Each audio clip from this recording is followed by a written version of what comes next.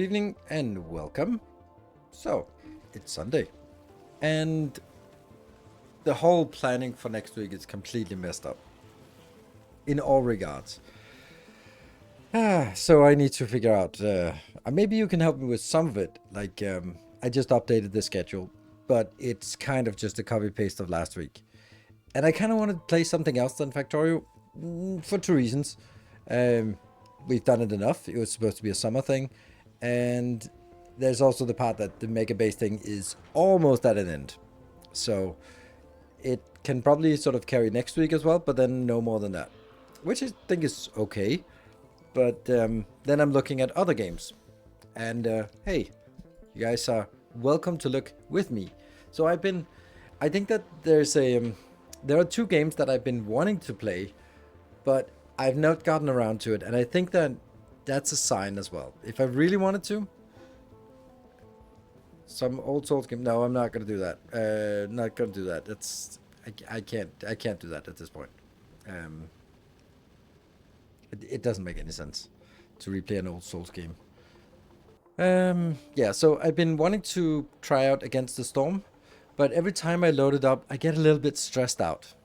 Because I'm like, oh, it's always so stressful. I think a really fun game, but it's my CPU is running at 100% capacity all the way through, which is a little bit too stressful for me for a game. I like a little bit more chill in my game than that. Then the other game is Cosmoteer. Cosmoteer has just come out with a new release or a new major update about heat sinks and stuff. And then I actually booted up just to try it myself. And then I was like, ooh, a career mode? Okay, start with a small ship. And I was like, oh, there's like hours of just roaming around, collecting asteroids and killing random things and, and then the whole thing about like, okay, what are we going to do about like ships and... I love the idea of the game, and I think I'm definitely going to return to it. I just don't think it's right now. I think it needs a little bit more. I think that the work they're doing right now, or the developers doing right now, is working on the career mode. And I think the career mode, when that gets updated, it's going to be a lot more fun to retry the game. And I think that's going to be when I retry it. Then, of course, we have... Darkest Dungeon, which is coming on 28th of... which is sort of not next week, but next week again. So actually Monday and Wednesday that week will not even be part of it, because it'll be Thursday the 28th. So it's not even the next week. It's not even the week after. Then I have, for myself, played Dawn of War, the definitive edition. It's fun, but it's also a little bit old school. It's funny how playing those games... I don't even know when Dawn of War first came out, but it's a really solid RTS game. It's really good. I also played a lot of Dawn of War, but it was just like Dawn of War Definitive Edition came out, and I was like, you know what? Whatever. I'll do that. Damn it. There goes my Friday. You think you're gonna play Silk Song once it comes out? I have never heard of Silk Song, so let me see what it is. Is it? Do you mean like Hollow Knight Silk Song? As in, I have never played Hollow Knight, so I should play the DLC? No, definitely not. Yeah, StarCraft for nostalgia. I can't play StarCraft because it crashes my PC. Or the game crashes when I play StarCraft 2. So it doesn't work. For some reason. Oh, sorry. I have tried. Yeah. Yeah, so I'm not... I don't know. I don't know what's out there right now. It's a sequel to Hollow Knight, yeah, but I haven't played Hollow Knight, so I'm probably not going to play the sequel to Hollow Knight either. Yeah, it didn't appeal to me at all. Did not like the aesthetic, and don't like that type of game. So You know, I'm not going to suggest any Factorio games. I know, but that's okay. There could also be other games, like for example, when people suggested Blueprints. What an amazing game that was. Um, so I really appreciate your games about your suggestions about new games and upcoming games, because that's how I find trawling through Steam is just way too much work. So getting some insight from you guys about what you, if you see a game and you think like, hey, that could be interesting, then by all means throw it at me. I think I'm also in a little bit of a ooh, but I just got a taste of Star Rupture. Now I want more of that, more Star Rupture. I want that. So, oh yeah, and the auction are not included. The away team, they haven't released anything, right? No, it's just to be announced. It's just like, so that's definitely not this year. Don't know how that's gonna pan out. Yeah. So that's why we are sort of continuing a little bit on Factorio, just letting it sort of run out, and then we'll dive into something else when that runs out. Because I do think with fewer stream nights a week, I can't really support having multiple games on sort of on a rotation. Then I really should be Sundays Factorio, and then the other days something else. But it should be something I start up and then run until it's done, and then yeah, something else, right? I think that's that works best. So that's the intention. I'd also like to have something that I can use for YouTube, but that's not always the case. For example, Darkest Dungeon wouldn't be something I could use for YouTube either, but not even Against the Storm or Cosmeteer or something. So I'd like to have some. So if there are also some games coming out, I would imagine that late August is probably where it's more likely to be games coming out as well, like starting to sort of end the vacation and releasing new stuff.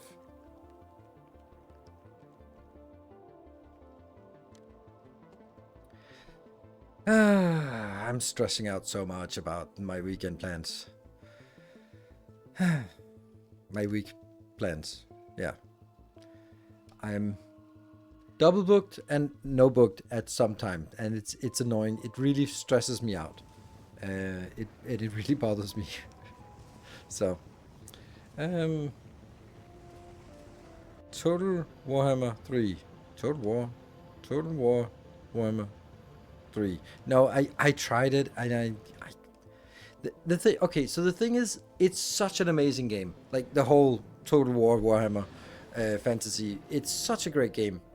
But the problem is that what is great about it is sort of the lore and the sort of the look and feel and all that stuff. But when you then actually play the game, you can't see a damn thing, because it's like just a square of things that run in and then bash together with another, and the explosions and stuff. But you don't get the sense. You have to sort of zoom in and go like, oh, look at the ogres, yeah. And I don't do that, and therefore after a while it just becomes super bland. I might as well play chess, because it's just like a unit. These are archers, these are melee, this is heavy cavalry, whatever.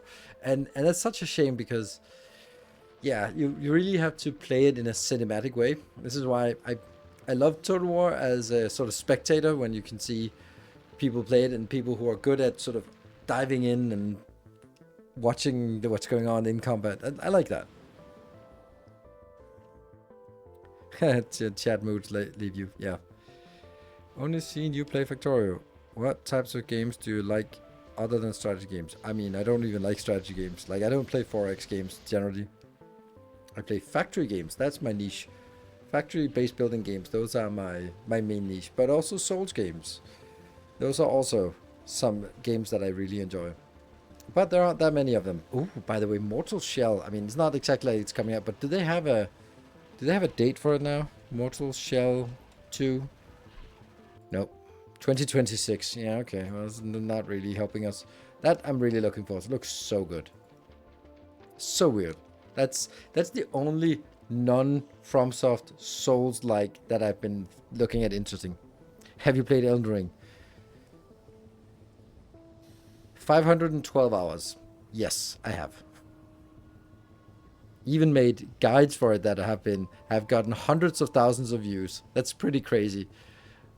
So But have you tried Modemancer? No, I have not tried Modemancer. I looked at it a little bit and I was like, marginal. So, yeah.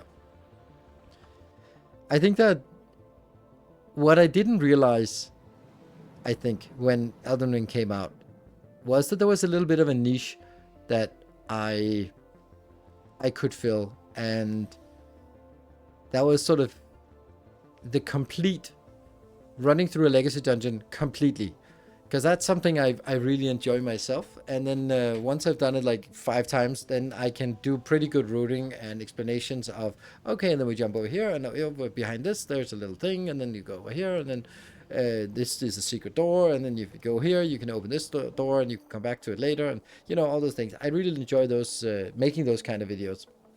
And yeah, so that's something I would love to do for Elden Ring, but it's too late. I did it a little bit, and I should have done it sort of more consistently. I did not know that it would sort of be something that would just sort of continue to actually perform very well. So that was an interesting thing. It was something completely different. So, yeah.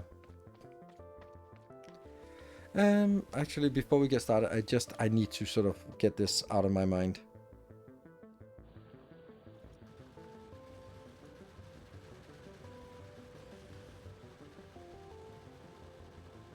Right into my girlfriend.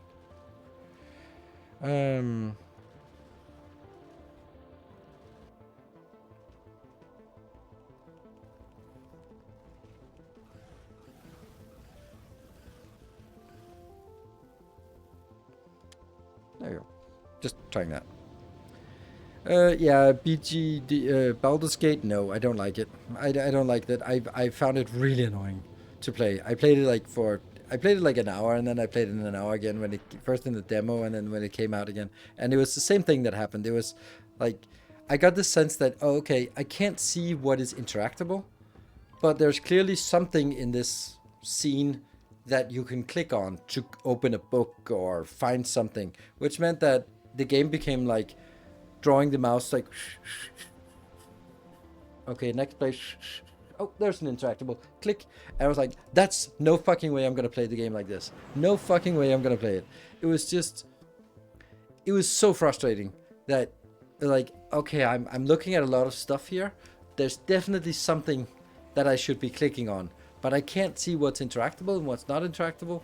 So I have to sort of hover the mouse until it changes over everything just to find that box of 3 gold, because it could be a quest item. And I just got so frustrated with that for Baldur's Gate. And I was like, nope, there's no way I'm going to play this game if it sort of wants me to play like this. And of course it doesn't want me to play like this, but I need to play like this, because otherwise you miss out half the extra stuff. Yeah. Hey, Benjaminson, thank you for the 10 months. One Metro Gear. Welcome home. I wonder if you would like Diablo games. I liked past tense Diablo games. I played a hell of a lot of Diablo games, but I'm not going to play games where that kind of click intensity, so no Path of Exile either. That's just too old, and not interested in ruining my wrist for a shitty game. So please don't suggest games that are more than a month old. There we go. It's the same thing all the time. And I know that you're for all the good intentions, but if it's a game that's been out for more than a month and I haven't played it, there's a reason why. I'm not going to come back and play Stellaris. It's just, these kind of sessions become exactly the same every time. No, not Terraria. No, not RimWorld. No, not, yes, I have played this. Oh, actually, yes, I know. I've done like a 2 Let's Plays of it. I know it's because it's different audience every time, but I'm just saying it. Don't suggest anything that isn't new or upcoming. I could have missed something that came out like a week or 2 ago. Definitely do that, or something that comes out next week or 2 weeks from now, which is even better. But if I haven't played Stellaris, then I'm not going to play it now. Or Baldur's Gate, for that matter. It just doesn't make sense. And also think of it from a content creator perspective. If I started to play some game that is already completely saturated, like, what am I offering to the scene? Like, then I come in as a beginner in a field where if you're interested in the game, you have watched someone who's really good at it, you are yourself really good at it, so why would you want to watch me stumble through the game? Or if you're not interested, well, there's probably a reason why you're not interested in a game that's been out for 5 years. So why would you be interested in when I play it? This is kind of the same. Looking for more for content then. Yeah, of course. I'm a content creator. Of course I'm looking for content. Era 1. See, that's something new and I haven't heard of. Then just see what kind of game that is. 6th of August. Oh, right. I think I heard about this. This is a space game that combines elements of real-time strategy, base building, space survival, and tactical battles. I also played like this Battlefleet Gothic. That was a really good game. I really enjoyed that for the limited time that it was available. Lots of various types of structures and warships, manage fleets, and engage in tactical. I think this is a... It looks cool. Yeah.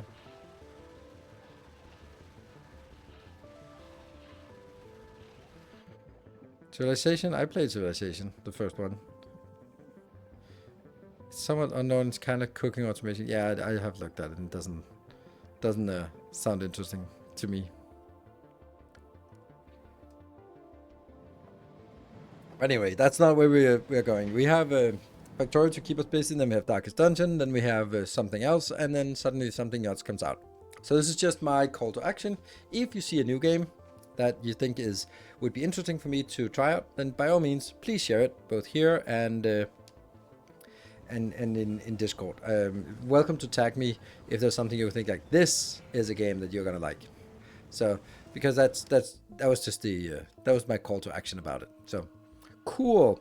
Anyway, let's jump on into the game today. So this will not be the mega base. We'll do that tomorrow. So mega basing will be tomorrow, but today will be masterclass. Masterclass content. And the masterclass, we kind of got stuck. Oh no. Oh no. Oh no. Let's try this one.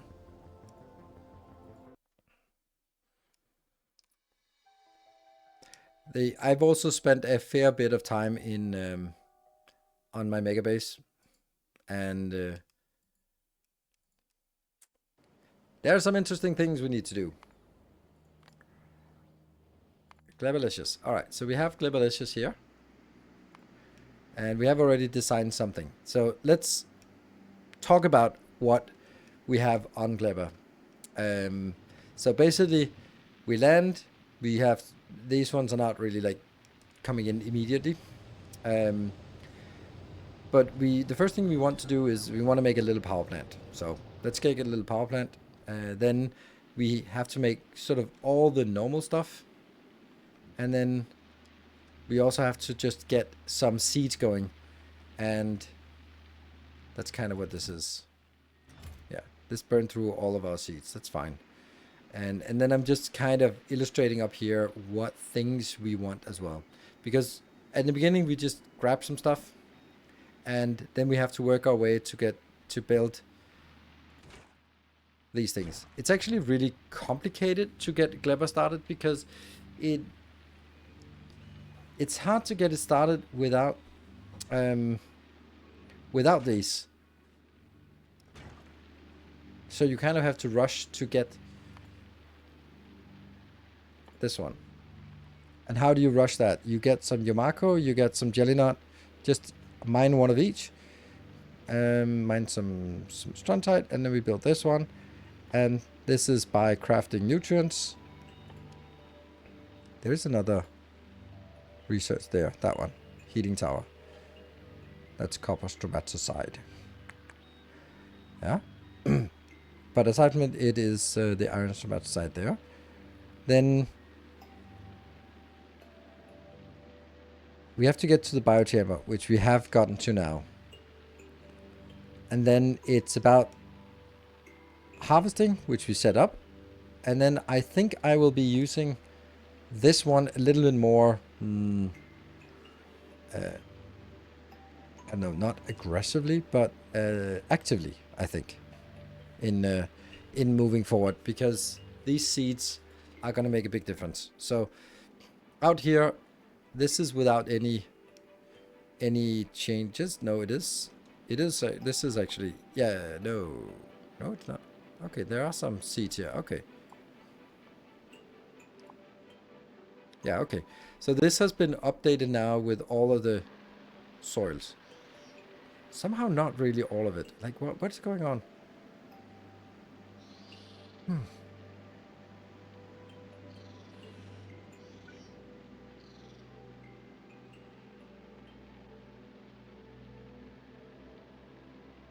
Oh.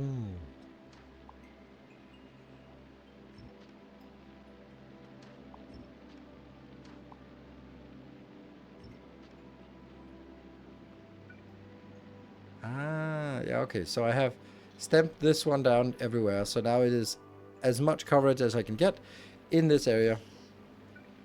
Although this looks a little bit silly.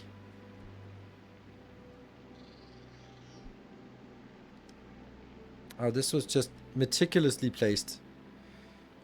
Only sort of looking at which ones would actually be possible, and then only setting those up that could be possible. Yeah. Okay, so this is going to be fine. This will be a perfectly good way of setting it up. I will, however, need to sort of take these ones that don't matter, take those out so that they don't request.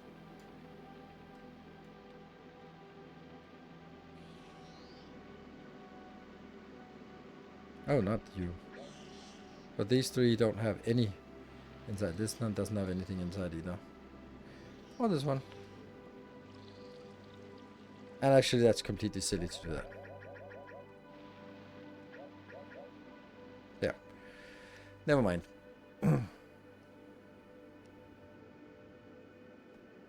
And the same up here. We are also just seeing that we are kind of missing something. Wow. Beautiful.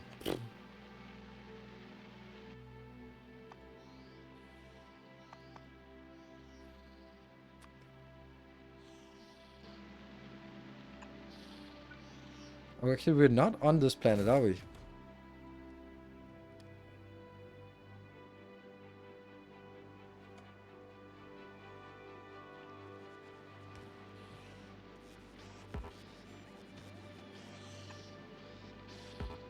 Hmm.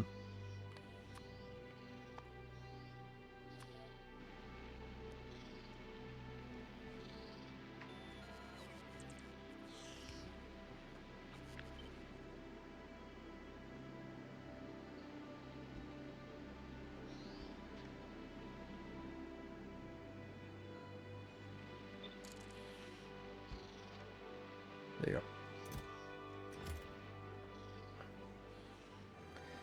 Are you planning to do a pass on your early design towards you finish the basics? I have found some flaws in flow and optimization that could use some fixing.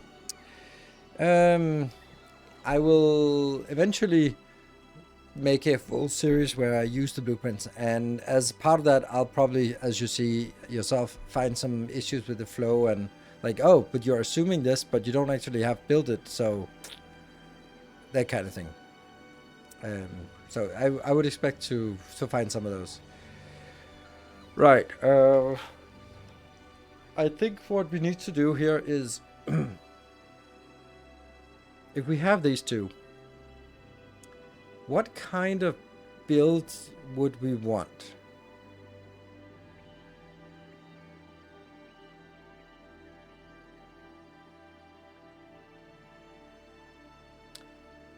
I think that we want to get to these two builds as fast as possible, and then consolidate onto a belt, and then use belts for the rest. So let's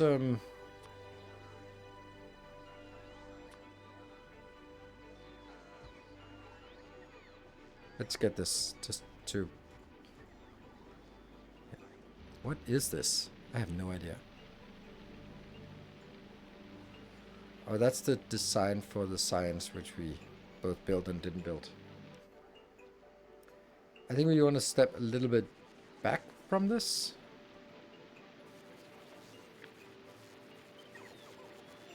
Oh, that's not a lot of stone left here.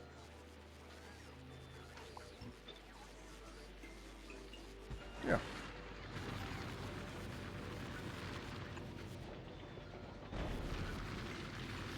What the hell's wrong with this? Like, yeah, good. I'm keep being in map mode, even though I shouldn't be.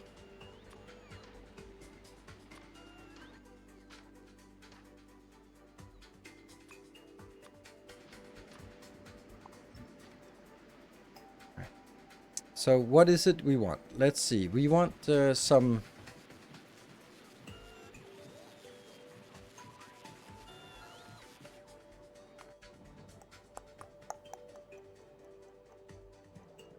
Let's make it somewhat like this. Although that's too close.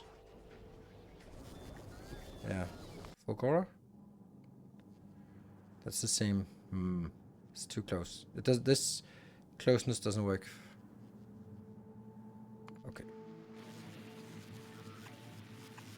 Again, out of map mode. Because I have to be able to do this if I want to. So, what is it we want? We're gonna get...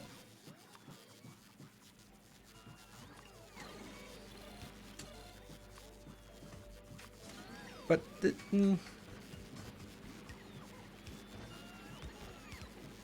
Then this one has to jump as well. I don't like it. Either next to each other or a little bit more space. Yeah, okay. We'll do this.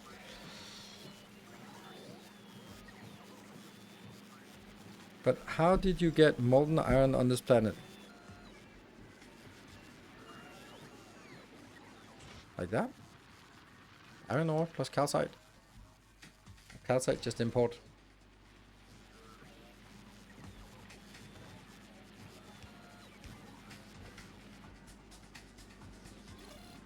Okay, and then it's bioflux.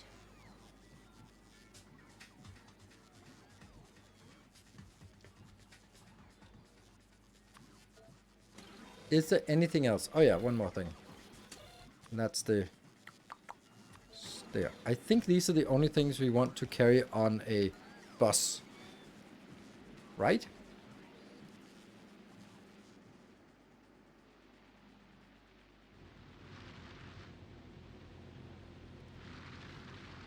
No, not nutrients. Nutrients are bad. Nutrients spoil too fast, so we'll make it when we need them.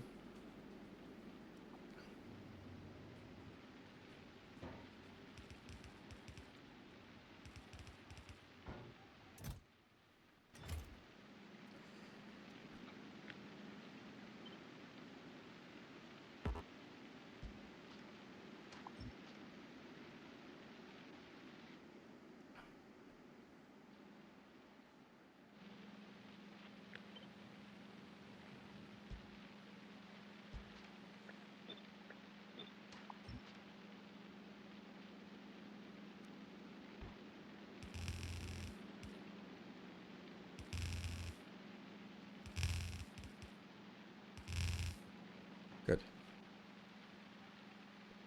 What's the hate with all those planets? There's greenery, nice landscapes, especially compared to volcanoes.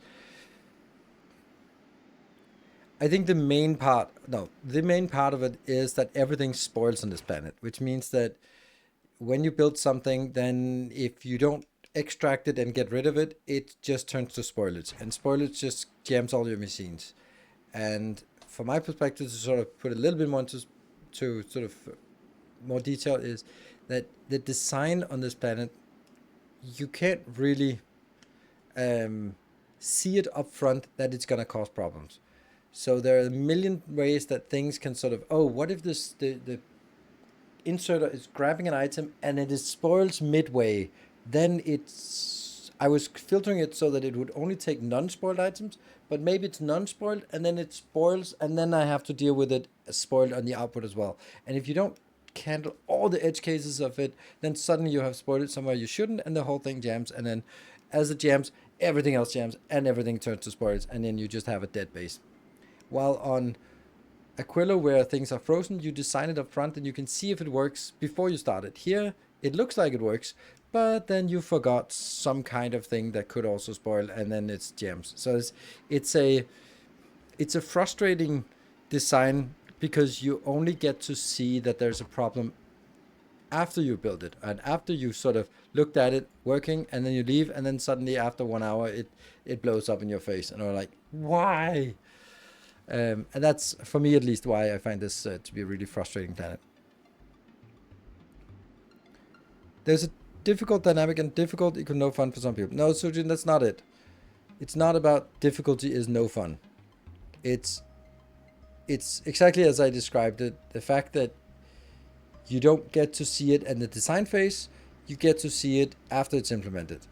And as everyone who builds any system anywhere, always, you'd really like to be able to test it and see that it works before putting it into production. But here you can only see it in production, and that's really frustrating because then you go away and then suddenly some insert or somewhere wasn't set up correctly, and then it just cascades.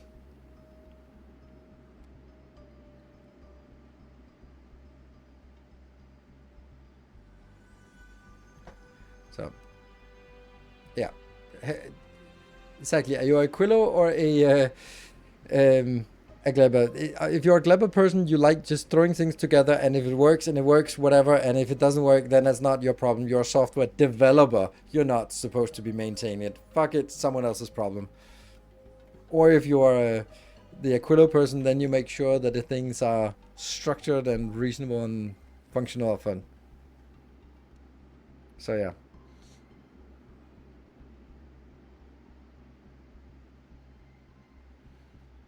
So, I think this is kind of how I want it. So what is it I want to... Well, luckily we have... this is on a test world, so we can just do this.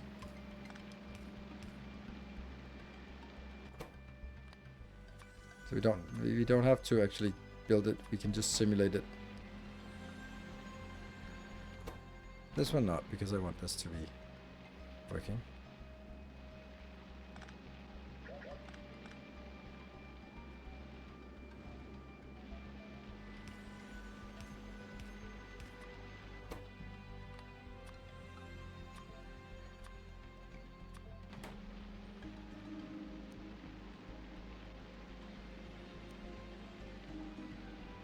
There you go. So now we have this accessible. Yay! So let's see. What is it we want to make? We want to make bioflux, and let's make some bioflux.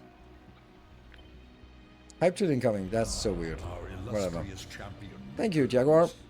Welcome home. Total health reality, nothing is ever that fresh when it gets into production line, which is completely irrelevant because this is about design and not about is it this fresh.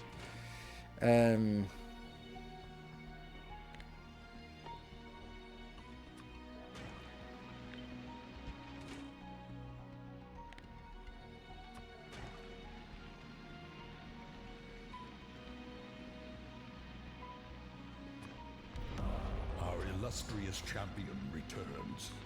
Welcome home.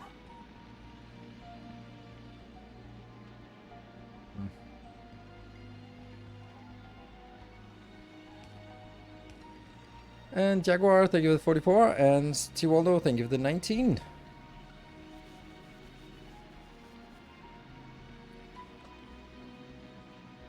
So it's now 4.2, 4.2, that's good.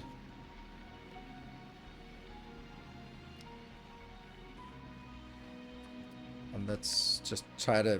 We don't know how much we need of bioflux, so we don't know what kind of build is reasonable to build here.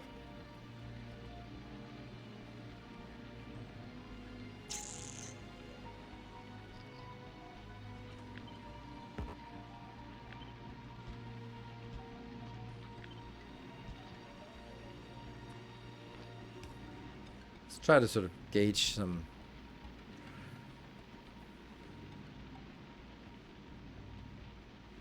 7.7. This is a starter build, so I don't want to overdo it.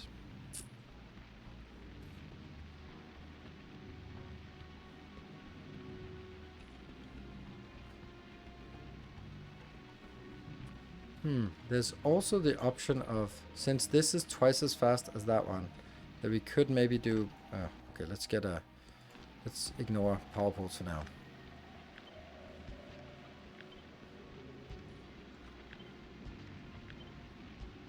We're gonna see a lot of autosaves because I need autosaves for my other game where things are moving a lot slower. See, this has appealed to me.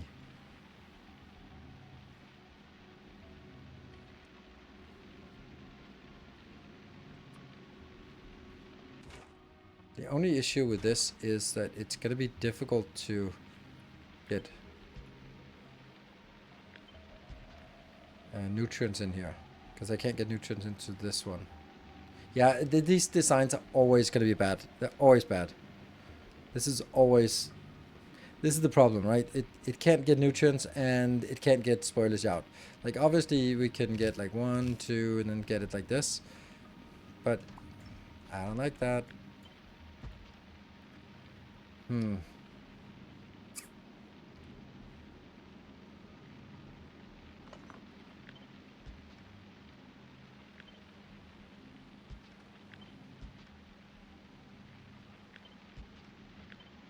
Because in this case, I really would like to have everything just insert directly, but it can't insert directly. It just doesn't work. Because how are you inserting diagonally across? That doesn't work. And then I keep doing this, and I know it's wrong.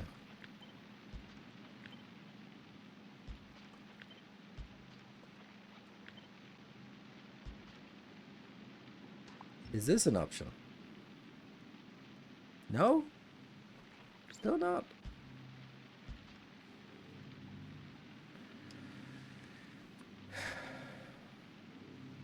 Because then I could do like in. So that's direct insertion. Next question is, how do I get stuff in and out of this one?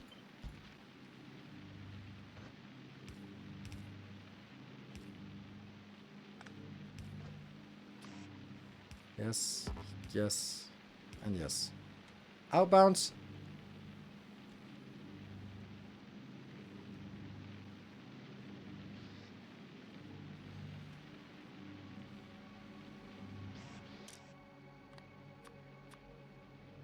This is the nutrient belt, by the way.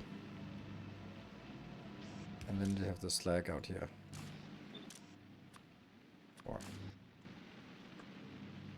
But you can then see the next problem is that this can't go out to the same side as this, which means like suddenly I have like multiple. Okay, the problem with this kind of design is that I design it from a building perspective. So I design the buildings really neatly wrapped up, and then I end up having double belts of everything around it. So there has to be like this back and forth between, am I designing for the belts to be simple, and then the machines have to be maybe more machines, more beacons, whatever, or am I deciding for the machines and then I'll just have more, and this is too much in the direction of focusing on the machines and not on the build, machines and not on the belts. So this is not a thing.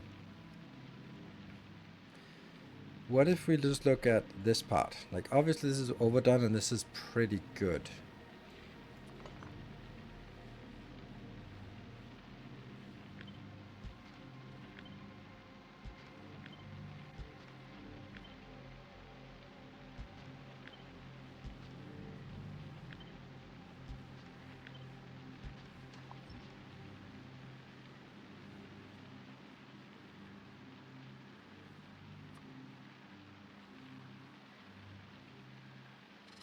They do connect. Because I really like these to be direct. That makes it so much easier.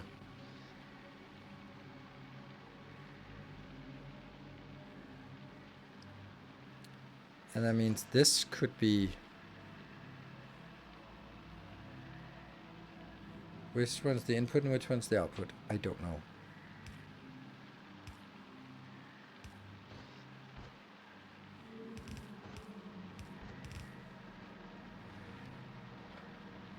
But that doesn't solve the output issue.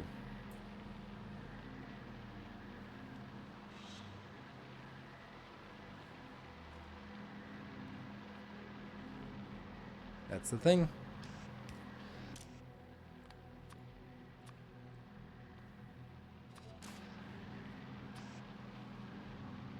So this is no good.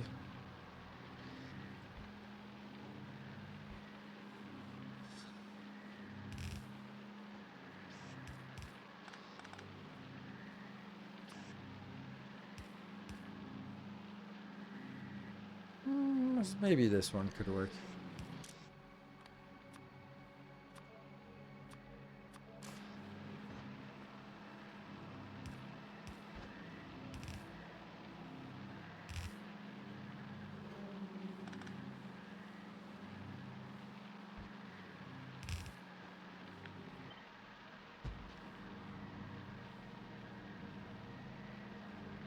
This is the nutrients.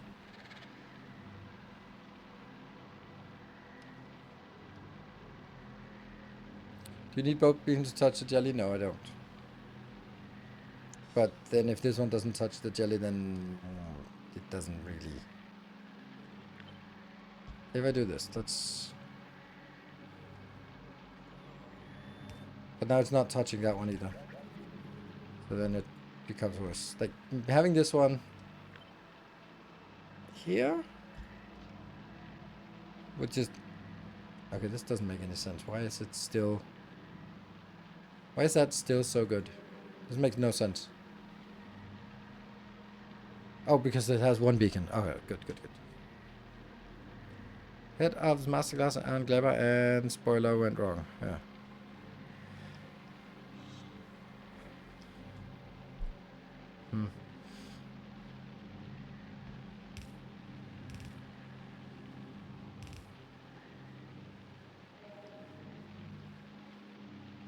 Right, so what I'm thinking now is this will be nutrients coming in. So these ones, I'll flag them as nutrients, not because I have to, but because it's so much easier to see what's going on if we see what's going on. This one will then be a combined belt, and this one here will be slag or spoilage out. Right. But then I need some spoilage. I need something on this belt. The spoilage belt, that means I can do this one.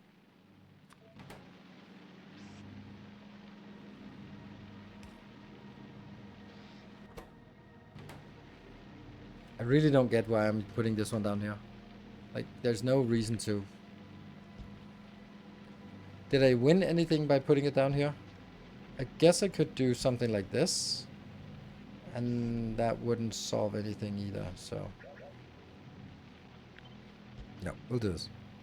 Seeds. Oh, crap. That's true. Seeds.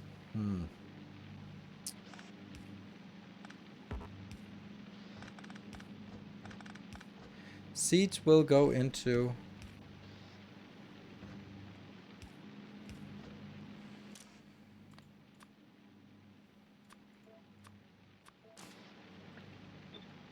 Just go into boxes here. Just get rid of them. Thank you.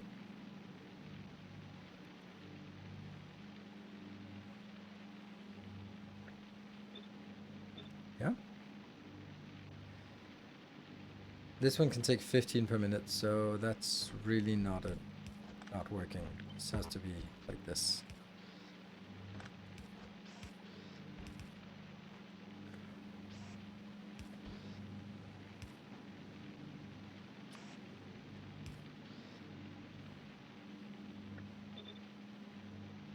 What if it spoils?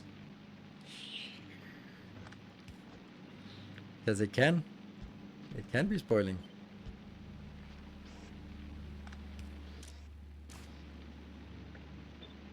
This is the thing, right? You think about like, oh no, look at that. It's missing now the beacon. We're trying to not have this build be bot heavy. Yes. I don't want it to have this bot being bot heavy. Ooh, this can only consume 6, so I really don't like this. Oh, that's no good.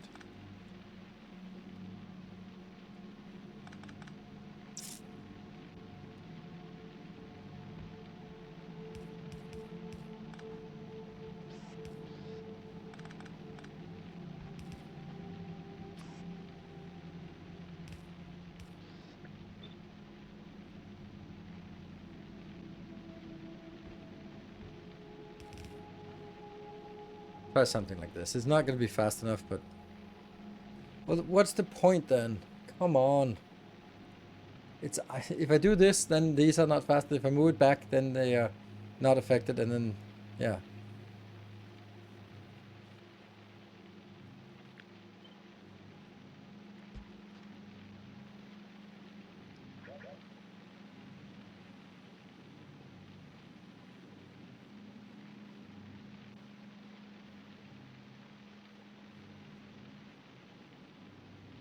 Why no bioflux to nutrient? Well, that's also what I want, but this is free stuff by bioflux is using it. But then the bioflux has to flow here, and then I did. But I also want to make the bioflux to nutrients. That's for sure.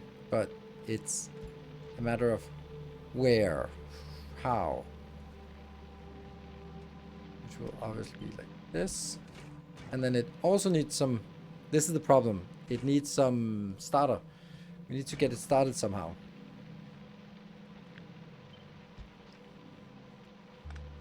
That's the essence of this. Like, how do I get this one started? I can start it like this, but we also do need to have it like generally started from somewhere. But that should be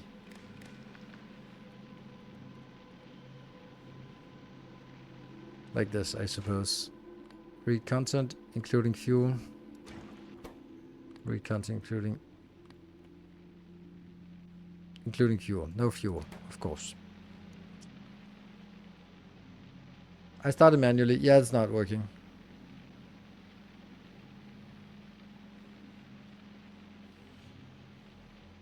I found Gleba really annoying and now it grew on me. Yeah, it does grow on you because it's all full of organic crap that grows everywhere. I could... This is actually not even the case. I could also just have this being the only way to request stuff inbound.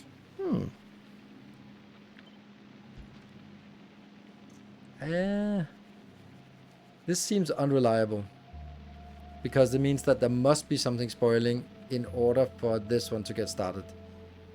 Otherwise, I can't use the bioflux if I don't have anything that spoils, and that just doesn't seem right.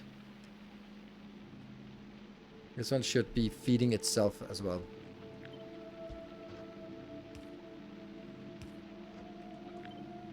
Like that.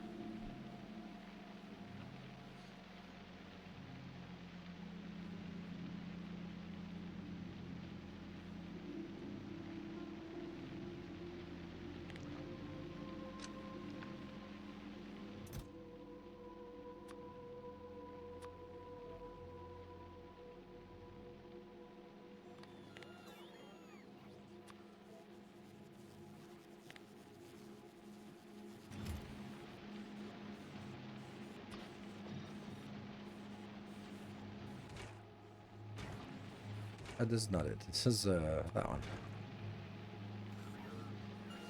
Which also just creates at a ridiculous rate. Okay, so what is it we want to do? I want to get this one in.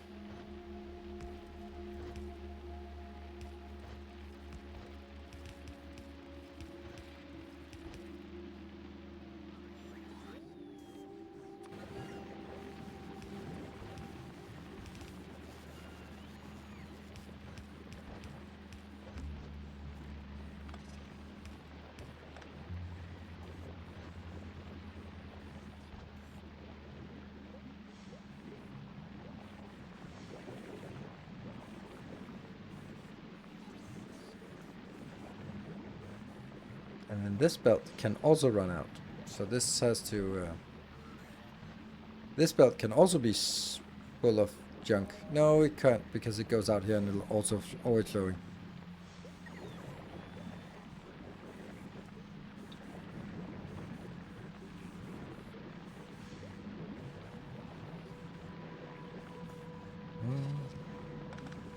So, where are we? This can spoil, and this can spoil, and therefore they have to go out here. But I'm also feeling that this is a modular design that we will need. Ooh. Oh, okay, maybe that one actually can do like this.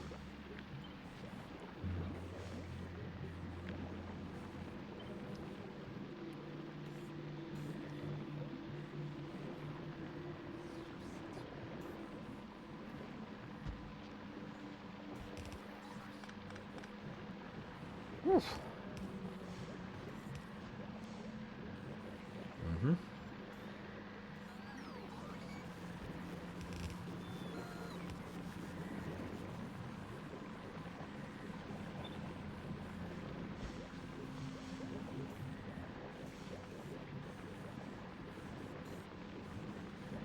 Okay. I think that's doable, right? Yeah.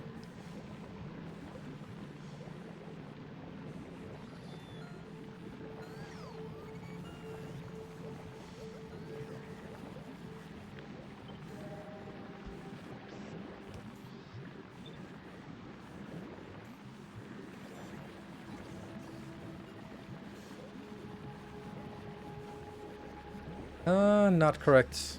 Because this one is now inserting after that one, and it should be before.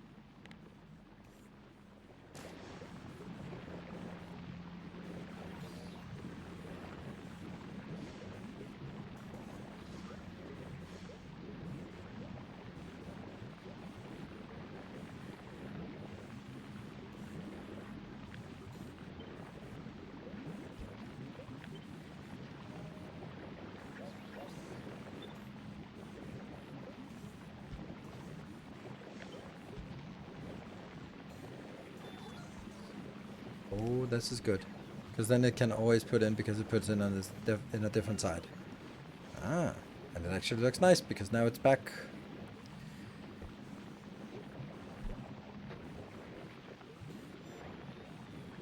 Okay.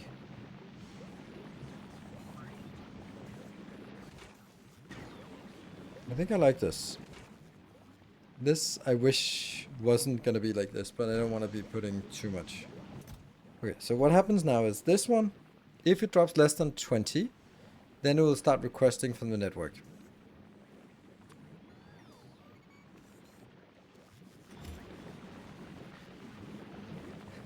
Which I don't like. Why is it requesting from the network when... Like, I don't like that.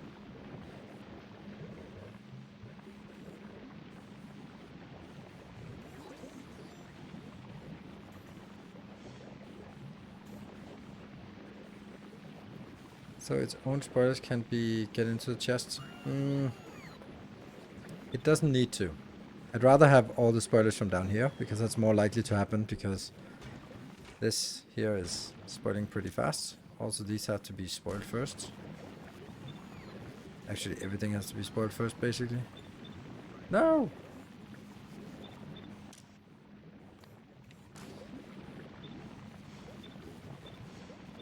Ah, it doesn't work when you pick it up from belts. It only works from picking up from boxes. Right, so... this thing here, I'd like this to not always work, and I don't know how to do this, because... ideally, my priority should be the spoilers from here is first priority, because, hey, use spoilers for something useful. Awesome. Then the second priority is here, because it's super efficient. And then the third priority is requesting it inbound. But I can't really build that like this.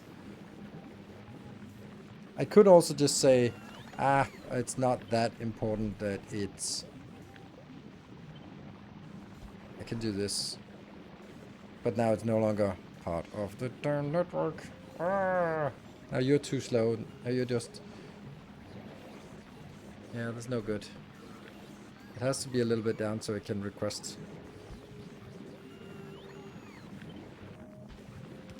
Damn.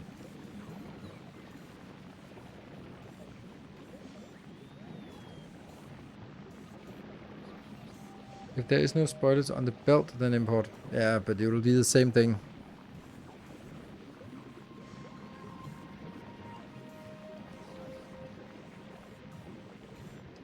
The fact is that it will import sometimes, and it really should only import in the beginning, and then for the rest of it, it should not import. Priority 1 is this. Maybe I don't want this.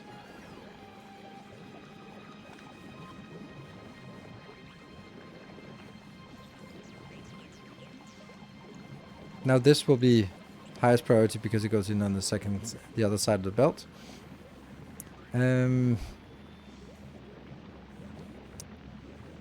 But only when there's spoilage, of course. But now, how will I get it started if there is nothing to start it? Oh, look at that. Oh, we don't have a spoilage output for you. Oh no! Crap. That means these can't be directly next to each other. They have to be somewhat different. Okay, maybe I can do something like this. And this one goes down here. Then you can go down here. Then you can go down there. Okay. Did that do anything? Kinda did.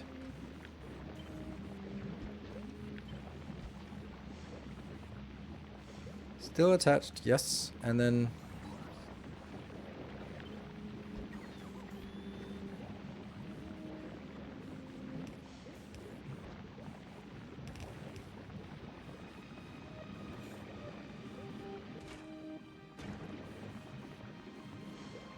See, this is the kind of issue that always... like, everything needs to be able to... unspoil. I could also move this down so this could go directly into that, but...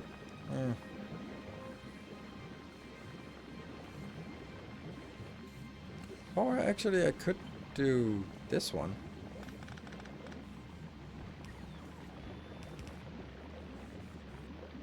So if you have something that spoils...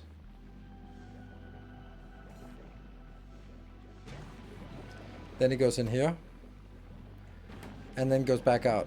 And the only way this gets any nutrients is from down here. But I'm still waiting for missing a way to kickstart it.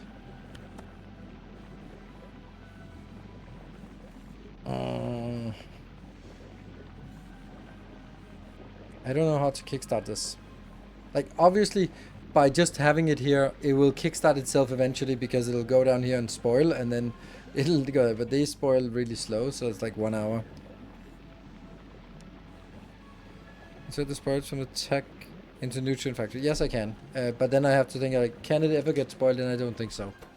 Because this can consume quite a lot, and this is not producing much. But of course, if it just completely idles at some point, then what happens? I don't know. But then it's like having to wait 2 hours to find out, because this has 2 hours spoil time. That's kind of uncool. But some of this could probably figure out what happened. Like, that's 3 minutes of spoil time, and then it'll go out here, it'll go in and produce some more nutrients, and this spoils as well.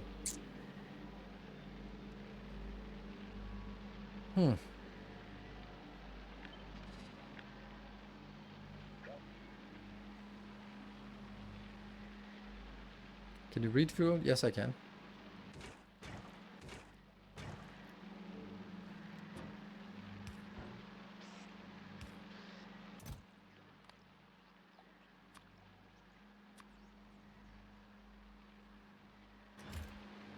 Don't have it.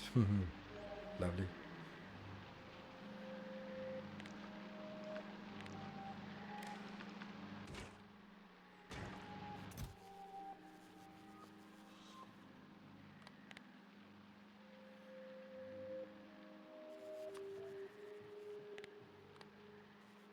Less than 5, alright?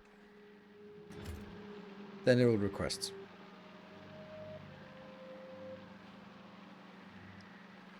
It goes back.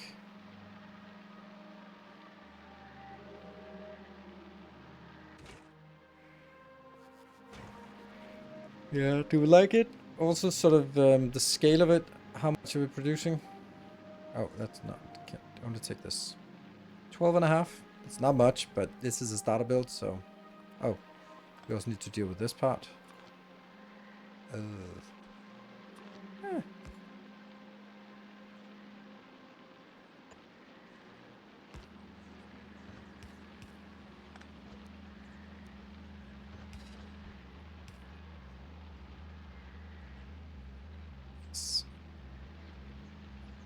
Lights.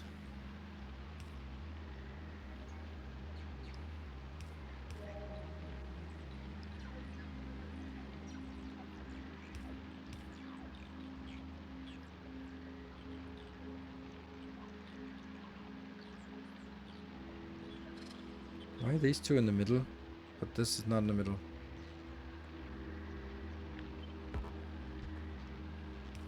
Yeah.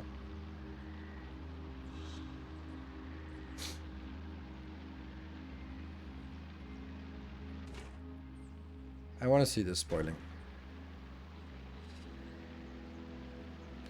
Yeah, I don't want to use robots for everything because we are coming to Gleba and don't have massive supplies when we get here. So I also just generally like the idea of doing it this way. Hey, make a little spoilers. Did you spoil? No, not yet. 19 seconds. Okay. So we now have some spoilers up here. This one somehow turned the wrong way. And I can build a little bit here.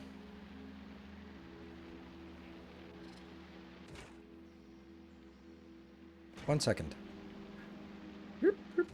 It cleaned it out. Got it in here. Generated a little bit more. Going out. Yeah.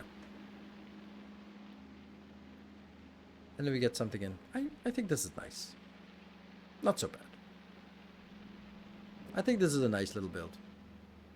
We can build 2 of these if we really need to, or we can just kind of see. So what is it we want to build on Gleba in the beginning? That's kind of what we should see. Because I am honestly not a fan of all the things that we built there in the beginning. Like, what I mean by that is, yeah, plastic is so good. Oh my god, it's so good. But is it? I don't know. Where's the bioplastic? Oh yeah, here. This one.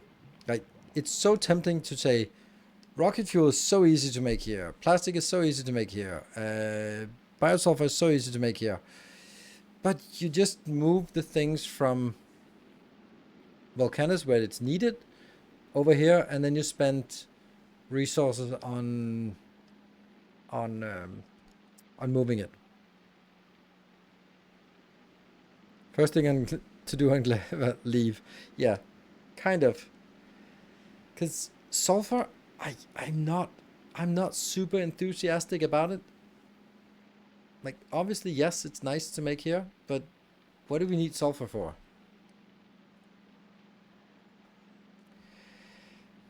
Nope.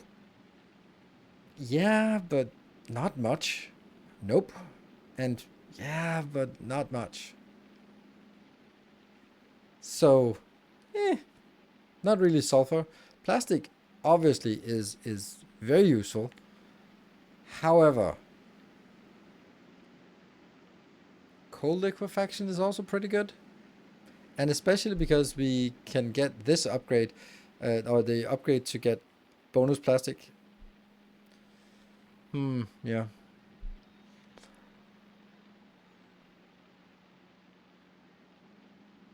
For me, the main purpose of the first build was to just produce a lot of the mash and cubes and then burn it so I could get enough seeds for the soil.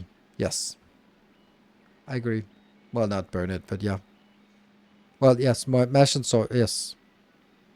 I agree. That's also what we want to do. So we need to have sort of at the end of the line have a recycler.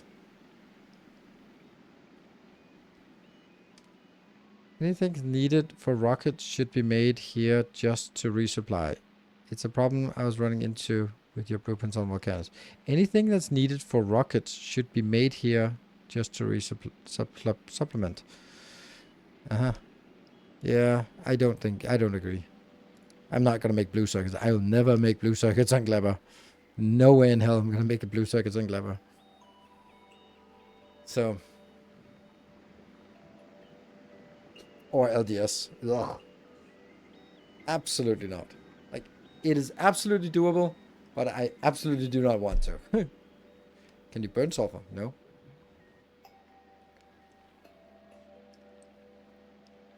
So yeah, it's one of those things where, yes, you can very easily argue that, oh, it's safer if you do this because then each planet is self-sufficient. And I was like, yeah, but if they're self-sufficient, then what's the point of having intergalactic or interplanetary logistics if you don't even trust your interplanetary logistics enough to resupply your planets? Like, maybe fix that problem instead of having each planet do everything. And I know that it's easy and nice to have. I completely disagree.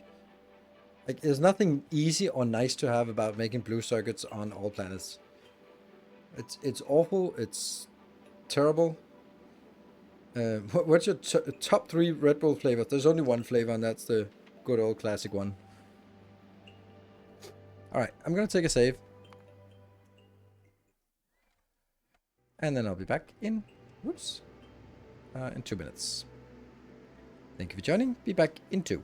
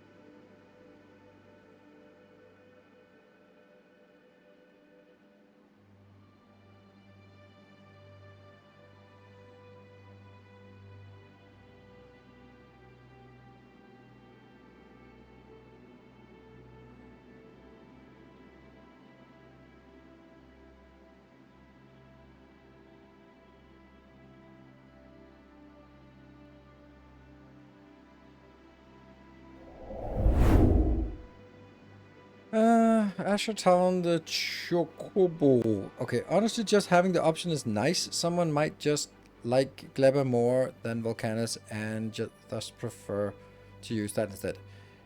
Completely correct, but then you can make your own damn blueprints. A new subscriber arrives. I want to, with my Determination. Masterclass, choose something that I find to be the best, not the fastest, but the best path through the system. And then I can make like small deviations, go like, these are sort of up in the air, whether you want to do this first or that first. But I'm not going to be covering masterclasses to say, here's a build for everything everywhere because maybe you like something better. That's just completely confusing to the people who will be using it, because they're like, okay, why am I building everything everywhere? Which one's better? So I'll be like, yeah, I recommend building this here because I feel that this is the best place, and then using interplanetary logistics to get them somewhere else. Where's the pause button? Thank you for the prime. Welcome. So it's a more of a stylistic choice for me to say, I'm not going to provide solutions to everything. I'm going to provide solutions to what I think is the most important and the sort of the main path through the game. But yes, maybe beeline for science. Yes, but there's also the next part is like, oh, just beeline for science. Yes, but there is a lot of things we need on the way. We need to make sure we actually make the biochambers, and then go like, oh, but then we have iron and copper, and but just we do need a few things. We need some infrastructure to get things going. Is that someone might be on one planet because of personal preference? Absolutely. Yeah, iron copper. I think you're right about we need to make some an iron copper build that is self-sufficient. That's another little thing that we have to figure out. Let's try to do that here. I think that's an interesting little design challenge. I'm kind of happy about this. I have not been able to make these very successful, so let's give it a shot. Your steadfast loyalty is greatly appreciated.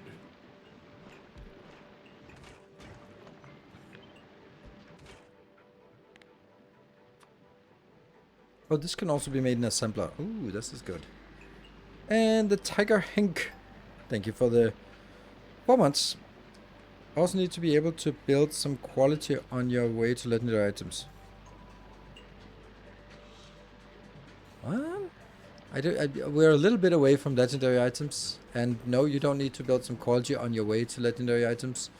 Technically. Like, it's not like you have to build everything up in grounds. Use your own modules from the release, and they are tiny and easily enough for my needs. Don't take a lot of space indeed. Okay, cool. What about just if the bacteria breeding, you just need a little, so maybe straight from the processed fruit. Straight from the processed fruit? No, that's not efficient. This is very bad. There's only like 10%, and it's a lot of jelly. So, that means it's 60 jelly for 1 bacteria, and 1 bacteria gives us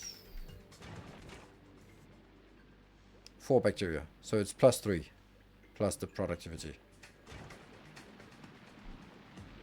which is 74. So yeah, 3 times 1.74, so 1 becomes 5. Oh, +1. Yeah, no, you get every cycle is a net of 5.22. So it's basically okay. I mean, I have to consider it because, and it's not actually, it is not a lot we need, but it's also like not a completely trivial amount, because we do need to be able to make gears and sticks and iron and steel for various things that we want to craft in our tiny little hub here. We definitely need to produce all this shit ourselves. So I think I want to do this, but I don't think I don't want to make it very big.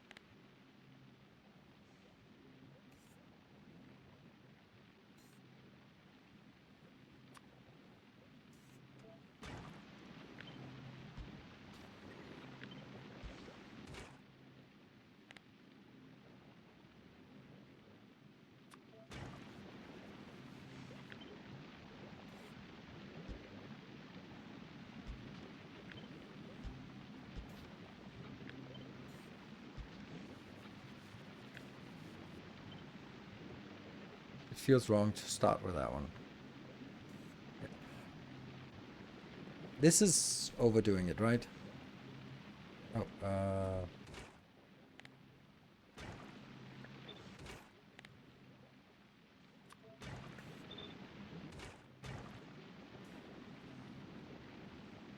25 per second is a little bit overdoing it.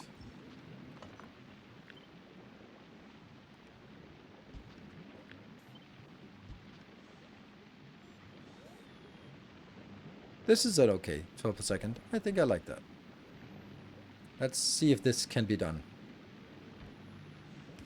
Here I would get the bioflux inbound. And maybe Nutrients as well? Let's toy with that idea. Mm-hmm.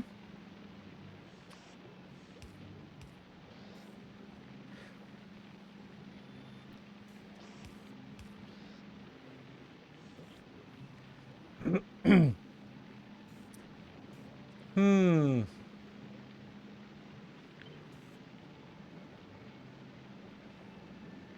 What is it I'm trying to do here? I kind of need a rotation, don't I? Don't like it generally.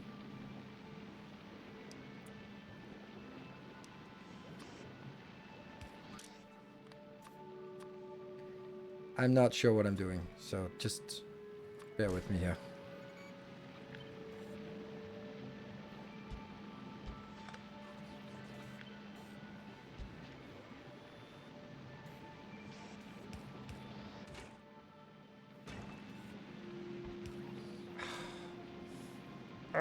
It doesn't work.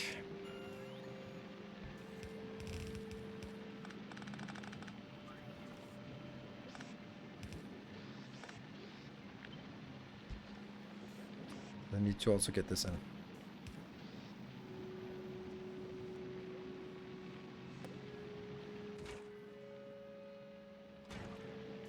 And then we need spoilage out somewhere.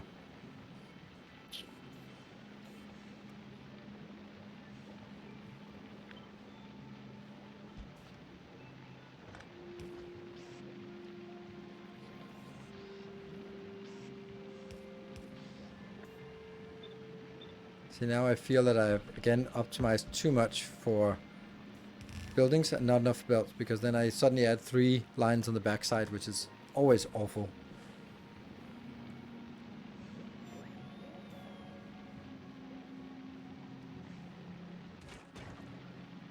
And this one's missing an input as well. Damn it.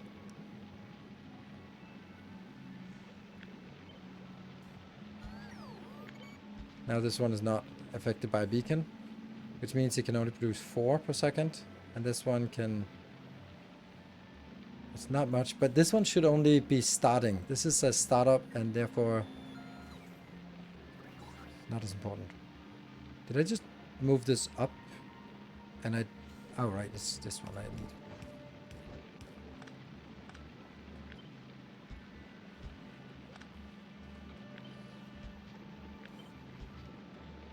Okay.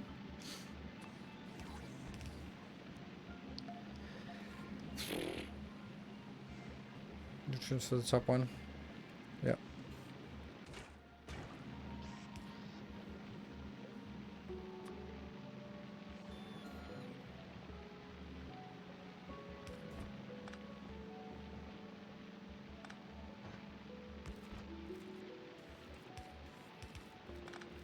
Oops.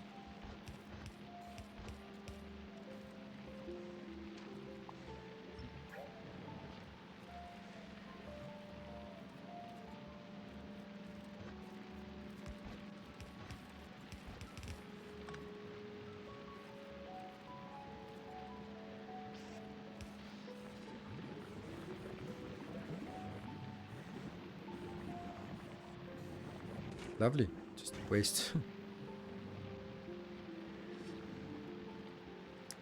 Where's my...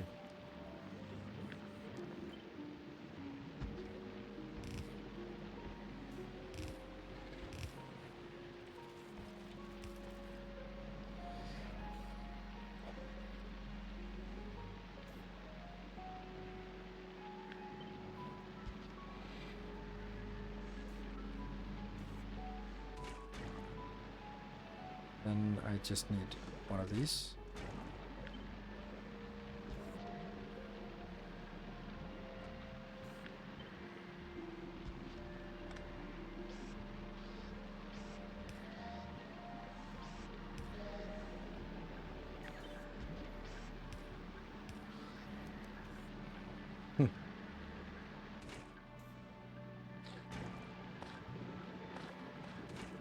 Go in there.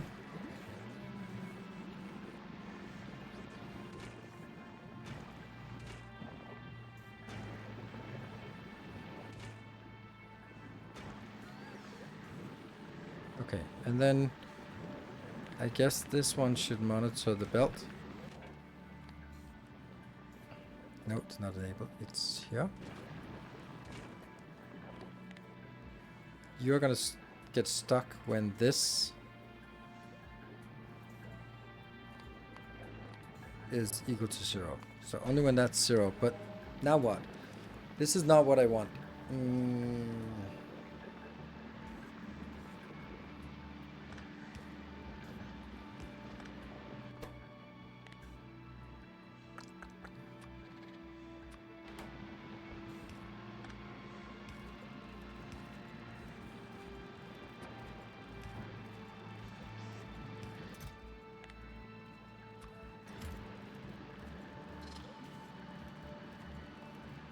Right?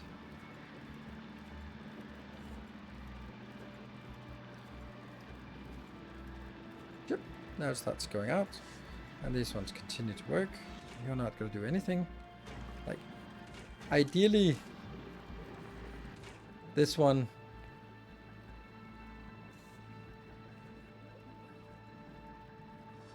it'll also get stuck once this box is full. Let's just pretend that it gets full pretty soon. Then it just fills up. And then I want to see how it works when it is in a full state and then wants to break out of the full state, if that works.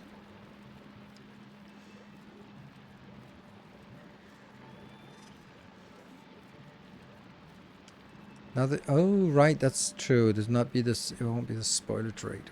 Yeah, it'll be the spoilage rate, but the spoilage.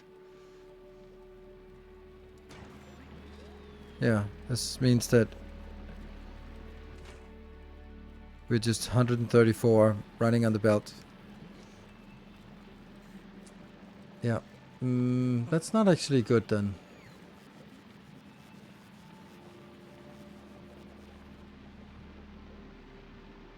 Because I also want to just put into the box this the stromatolite, but I don't want to put all of it in. But I guess it'll just flow here. Does it even need to loop? No, it doesn't need to loop actually. As far as I can tell. Okay, so now that it starts up, then if I suddenly need to start it up again. Okay.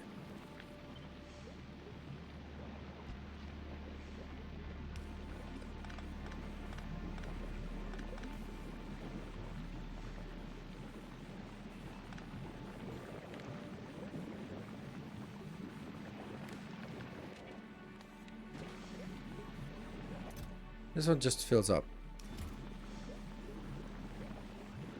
As long as there's anything on this belt. It should actually be anything. It shouldn't be... Can I do anything?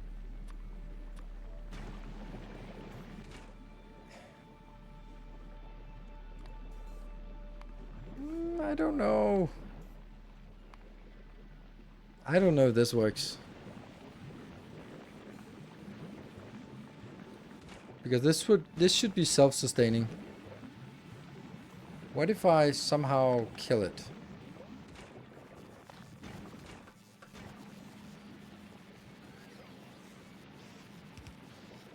Now it's dead. But you should have started because something. Everything is 0. Item ingredient shortage. So your shortage. Ah, the stupid seeds. There.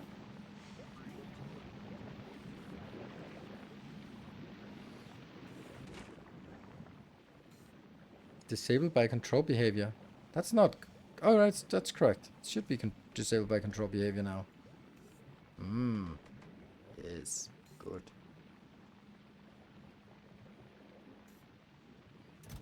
And once this one sort of fills up... Oops.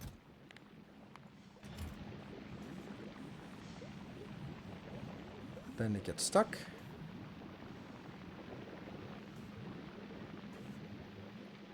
This one obviously also has to get a return belt here.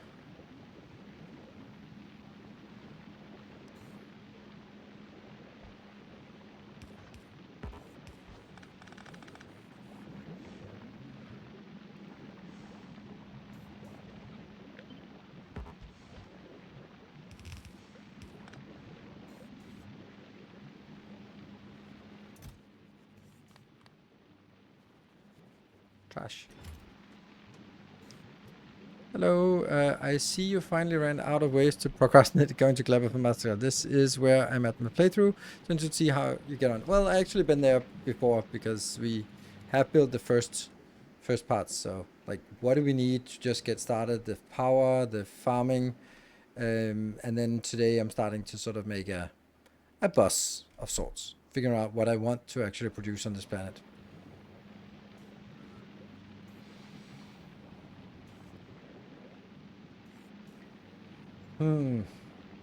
I really dislike that I have to go like...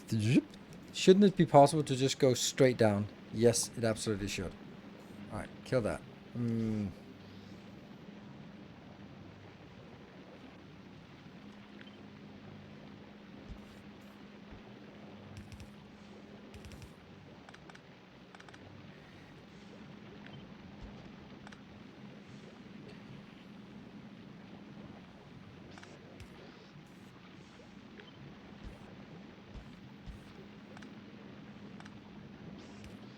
Like this. And then once it gets to this location, then we can make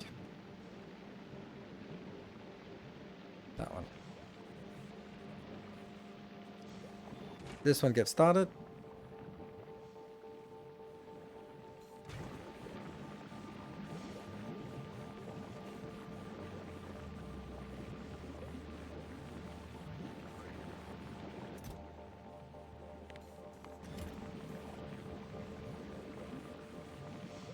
Oops, not you.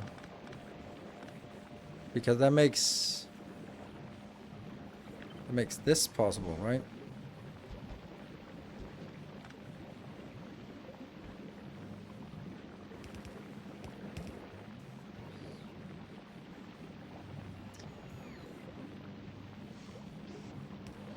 I don't know if that's what I want, but the idea is there.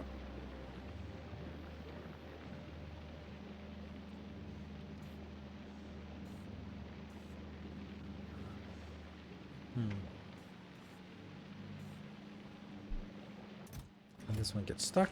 This one gets stuck. The fact that it's a small belt makes it a little more vulnerable because it might just pick up everything here before while it flows down.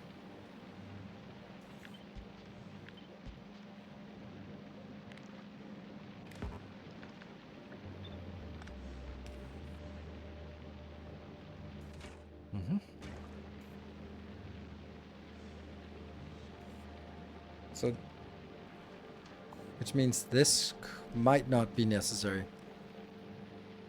That would be nice if I can just make like a little run out here.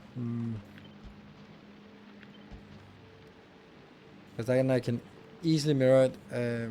Then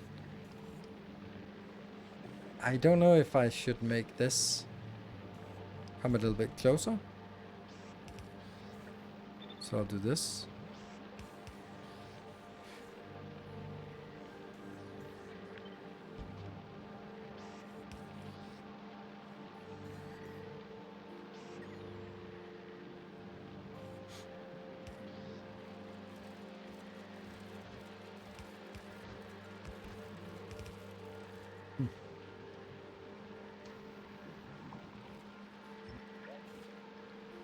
Yeah.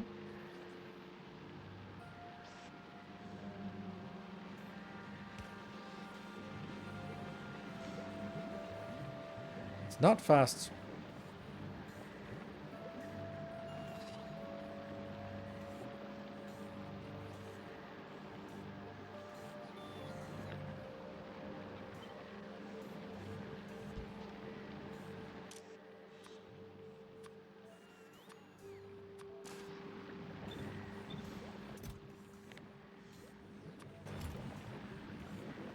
And this one.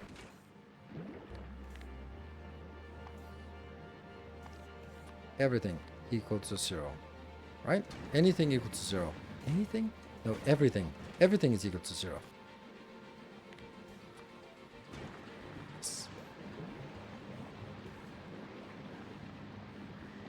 This looks rather reasonable, doesn't it?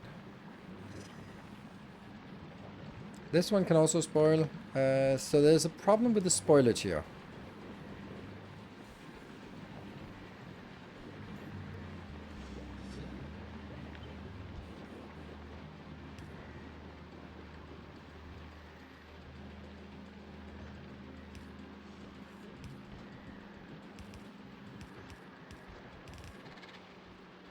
Question is whether I also want this, like, is this going to be like a standard way for me to do this?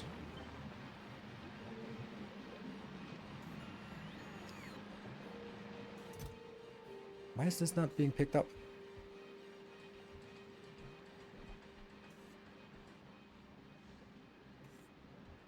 Trash unrequested. You are unrequested. Why are you up here? You should be down there. What is wrong with this one? Oh, because it's disabled, so it also disables the trashing. Weird. Okay. Did not see that. Mm-hmm.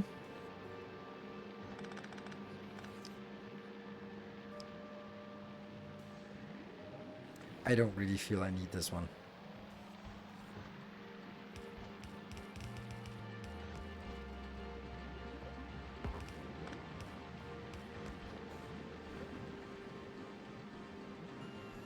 So what do we think of this build? It guarantees that we have iron and copper here in small quantities. Let's try doing this.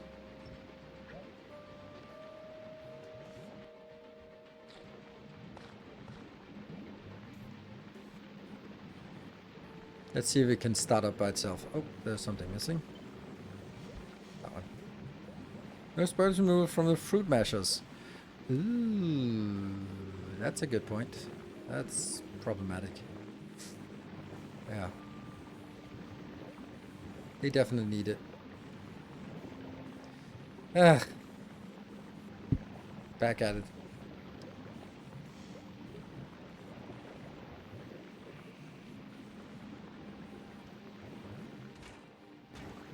Is this even enough to keep it flowing? Why do I actually have 2 inbounds? Then maybe that should be 2 outbounds then. Or maybe it should just be like closer.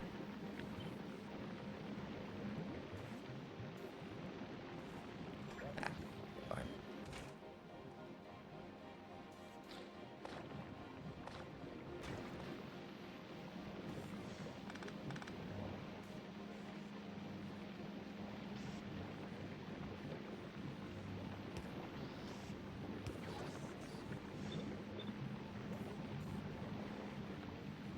Inventory's full. Ugh.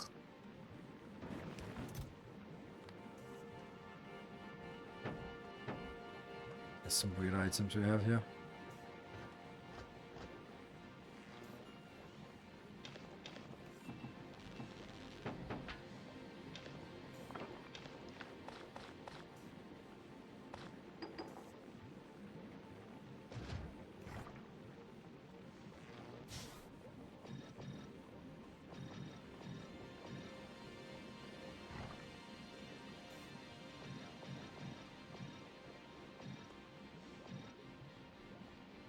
Good.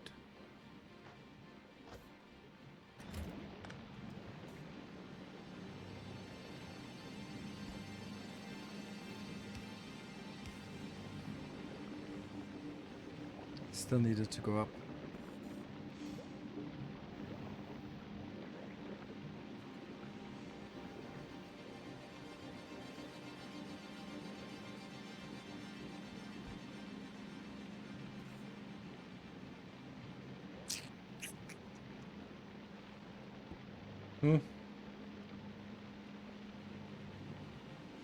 Go out of the left right side. Yeah. Don't like it. Don't like this. Another way that I could do it was by saying like this one comes in here.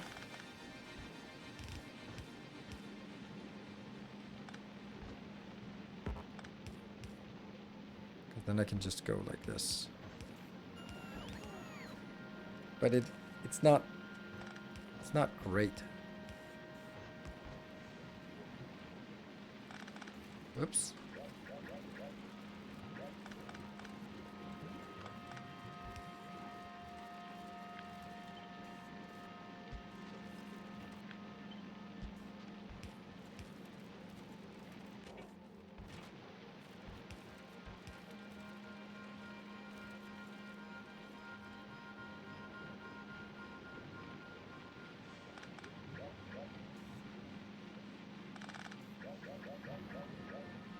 Yeah. I don't like this. This gets too cramped.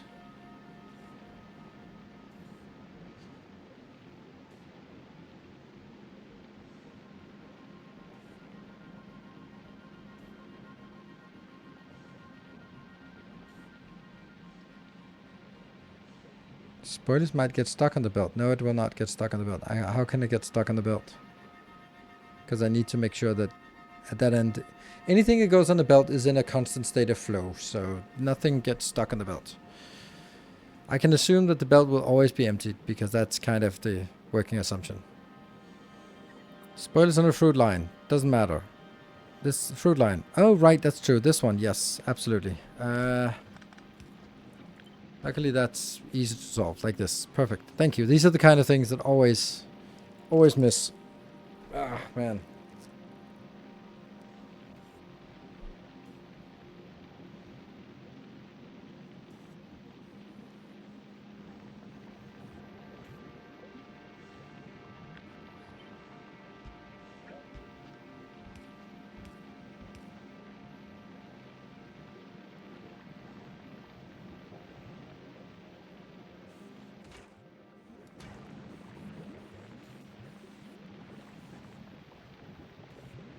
I'm not super happy about it because of the kinks, and somehow I'm not very kink friendly when I'm playing Factorio.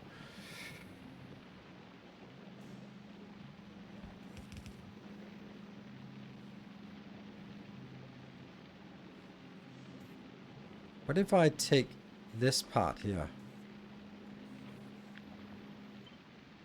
and flip it and move it over here?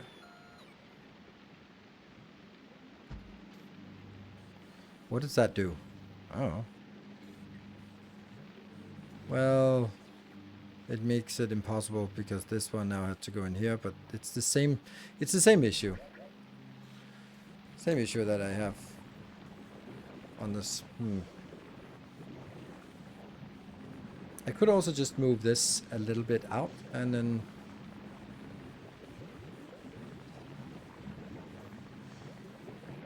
what if I instead did this?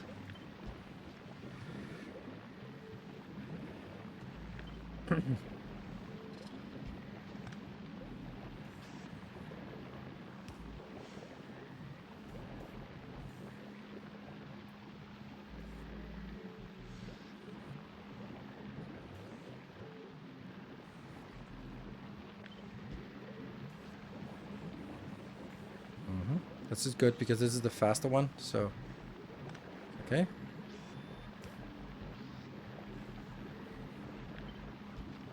I think this might work if I can just figure it out. Our illustrious champion returns. The trick now is that I can get with this build. I can now get the spoilers on the other side. So let's try that. And Tempered Fox, thank you for the 50 months.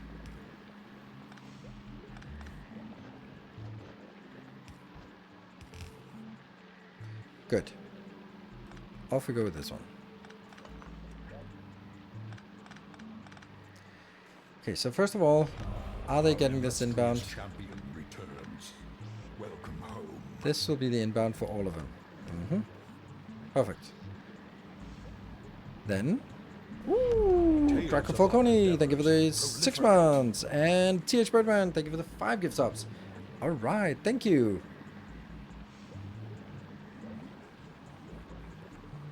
And then I take these two. And these two. And that one. A kind gesture. And that one. And that one.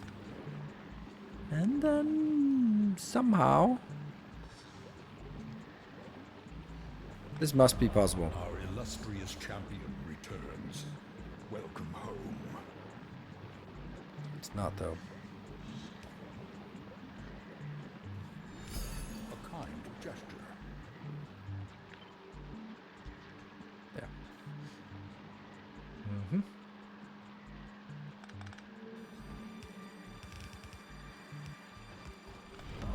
Our illustrious champion returns. Welcome home. Yeah.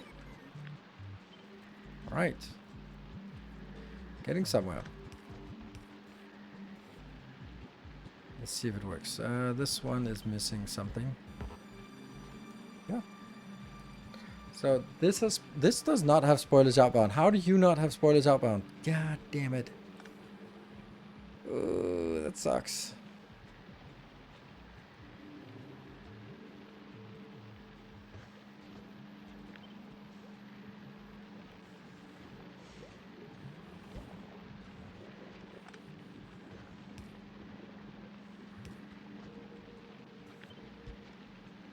Uh-huh. Our illustrious champion returns. Welcome home. Only this. Yeah. So I missed that. Okay, so what happened? This is not Fez. Thank you for the 51 months of Prime. And Silver Cecil, thank you for the 200 bits. And Aronimus, also 200 bits. Jack Banton, thank you for 65 months. And Gulas, thank you for 11 months. And Hundredth is beating everyone else with 78 months. Wow. Thank you. So we got to a level 1 hype train. Nice. And as usual, thank you, Swammer, with a 5 more gift subs. If we get to level 5, we get an extra hour of stream tonight. And there's also the hype train winner will get a new spaceship named after the Mega Base series. Yeah. So I do want to make another one. Just kind of trying some things. We're gonna doing some experimentation because I've stabilized the situation in the Mega Base where I am right now, but I need something more. Oh, this is not working. There you go. And BRTZL. Thank you for the 20 months. Wasn't the Mega Base series ended? No, it's ending when we're done or we give up. And I have neither given up or am done yet. But ending, and I mean, it's ending more than Winds of Winter is ending, because that's just kind of in limbo. More spaceships. Yes. Don't think don't think I'm gonna be replacing the existing spaceships. Okay, so the best thing I actually can do for this is just to delete it and then start it up and then see if it can start itself. It can't because I don't have this part. But I'm just gonna fire this one up. There. It's just throwing out junk. Why is it throwing out junk? Where's that junk coming from? Why is there so much junk? That's you. Oh, right. That's because it is producing spoilage. Ah, right. That makes sense. Alright, so midway through a level 2 train. Is it actually working? It doesn't. Oh, maybe James JC, thank you for the 5 more gift subs. Ooh, gifting forward. I like that. No nutrient for jelly. It is getting there. It's just slow. It's not getting there. Okay. So this one has to go on the other side. Woo! SD Waldo, thank you for 10 more gift subs. Thank you. There. And then this.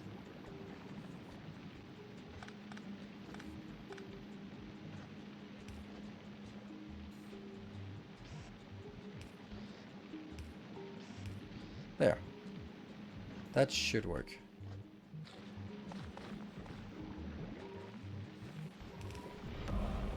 illustrious champion returns.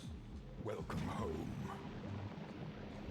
Scyther, thank you for the 10 months. Very nice. Okay, we got to level 2 high ping.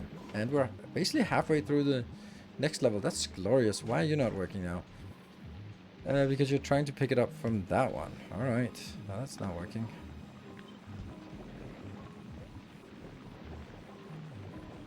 It's always something, right? Ooh, a Swearer with another 5 gift subs. It looks like there's a collective effort to move us forward today. Yeah, finally caught it. Yes. Broken inserter, nutrients for jelly. Nutrients for jelly, yep. This is why we delete it and start again, so that we can see if it starts up and if it saturates correctly.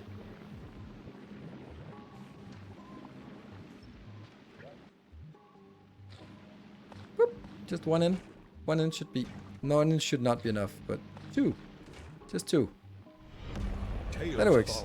And Banjo, thank you for 5 more gift subs. Wow, we're so close to level 5 now. Level 3 now. Wow. Getting ahead of ourselves here. Okay, okay, this is good. This is not good. Why are you not working? Oh, you... Okay.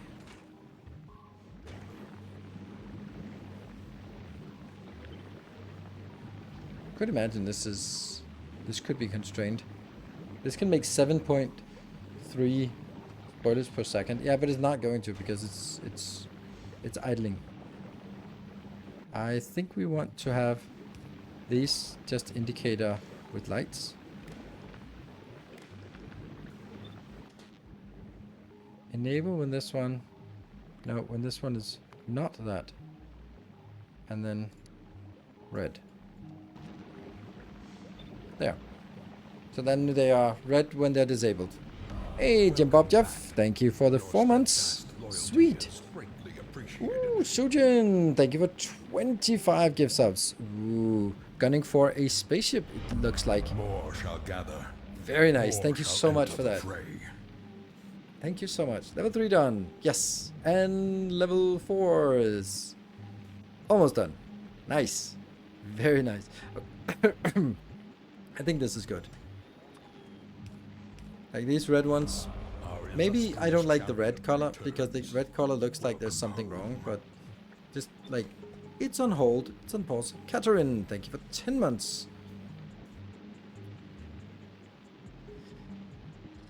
Right.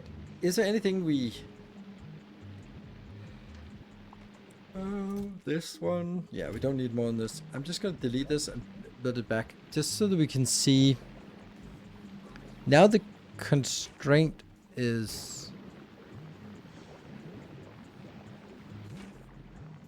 Is it self-applying? Yes, it is. And these ones don't... These don't turn on as long as this is moving. This is exactly what I want to see. Like, they should not turn on. If anyone in chat likes watching yours and hates ads, you may have a Prime sub that you can use if you haven't this month. Ah, nice. So is it worth to have it smelted directly on? No, definitely not. Because smelted is in a furnace or in a foundry, and then I have to manage the pipes somewhere else. So I'm just going to put this here and then bring it up. Grimwald Gaming, thank you for the 3 months. Go train go. Absolutely. Close to going somewhere. I like this little build. It's nice. What is the next? Oh, it's not very nice. This is missing something.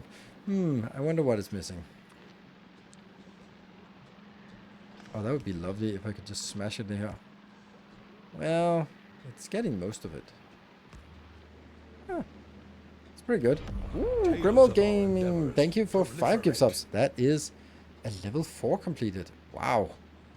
That was, that's a little bit surprising to me that we are making such progress. This I like. Now I like it. Straight lines. And what else do I need? Now I need... What are the other things we make here? Then obviously rocket fuel. I think I want to make rocket fuel because rocket fuel is annoying to transport and it's easy to make here, right? So Swimmer, thank you for 5 more gift subs. In the Volcanoes hub, how is the red signal for activating, deactivating the assemblers passed around? My concrete foundry is off and certainly don't have concrete in storage. Ah, right.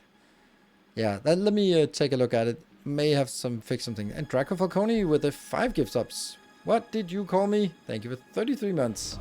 Our illustrious champion returns. Yeah, so I don't have to import anything, but tell me what I'm gonna need the plastic for. Nope, nope, nope, nope, nope, nope, nope, nope. Well, these ones maybe. Nope, that's explosive cannon shells. Unless that's going into... No, it's not going into anything else. So it's nothing I want to craft with plastic from here. And even then, plastic is very easy to move around. Yeah, rocket fuel. I think that's a good one. LDS, I'm not making LDS here. Don't want to do that. It's so easy to make on Volcanus. You have LDS? I have LDS. Oh shit, I do. Well, that's odd. Why am I doing that? Because I probably... Some of you probably said, well, you should be. I'm like, all right then.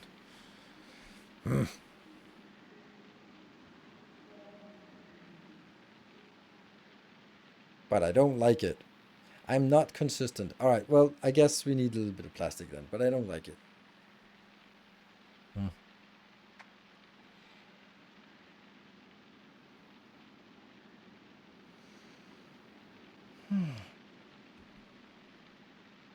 Anyway, that one.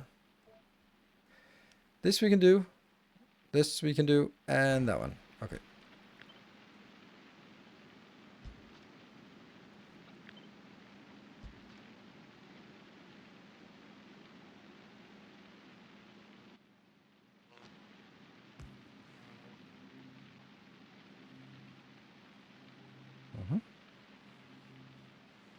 This now makes... Oh, that's very slow, actually.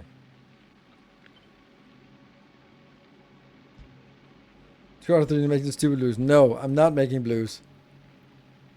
I'm not making blues. Don't make me. Please don't make me. I don't like it. Alright, and just a friendly update on the train. There's less than 2 minutes left, right? Is it? Yeah, less than 2 minutes left. 1.5 minutes left. And we're at 28% on our way. And who is in the lead? Ooh, Swimmer gifting 5 subs. Alright, pushing it a little bit further where we at. We are... Sujin is still in the lead with 25 subs. And we need 27 subs. So, yeah, it's hard to steal it away from Sujin without also triggering the train. Yep. If we're gonna make blues here, we wouldn't have made 16 rockets for blue chips on Volcanus. True, true, true.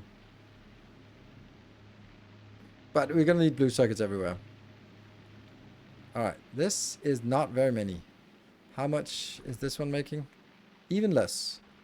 I really dislike this. Oh my god, I dislike it. Because 0.4 is such a useless number. Like, what is this even supposed to do? Alright, 60 seconds left. 27 subs. Ooh.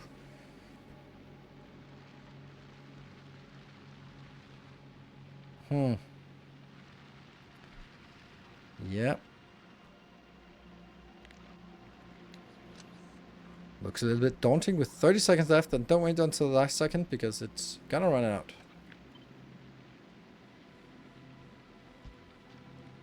Yeah, don't go, it's going to end at 4. Yeah, it looks like it. You're missing a couple of red wires again. What counts up? Oh, right. Okay, let's look at that once the train has died. Oh, too bad. But I have gone back and looked at it, and no, that's not this one.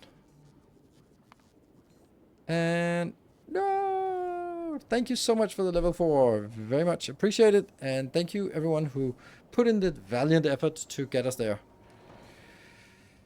Okay, minus 2,000.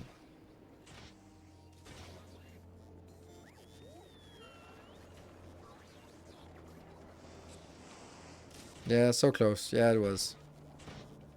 Just needed one more person who was sort of in it. Then it would have made it. But anyway, alas. So what I don't... for me, it looks like it's working. Because I have all this working. And this one is connected all the way up, but I might also have made some changes since the one in the blueprint.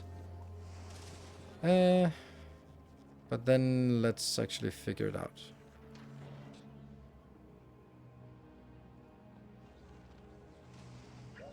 Let's make it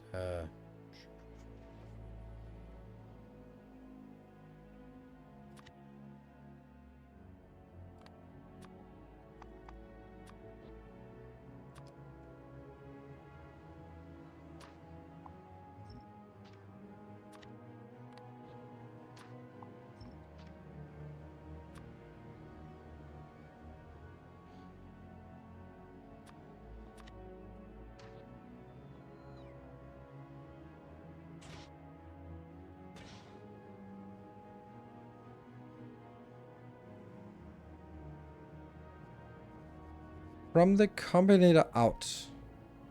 And from the pole to above the foundries. From the combinator out is done. And from the pole just above the foundries. Okay, so this is something that I have fixed in the latest version. Number 9, version 9.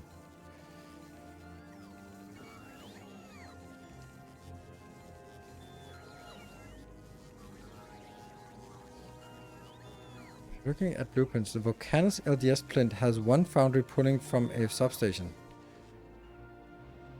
Huh? Pulling from a substation? Is this the LDS? No. This is the LDS. Pulling from a substation.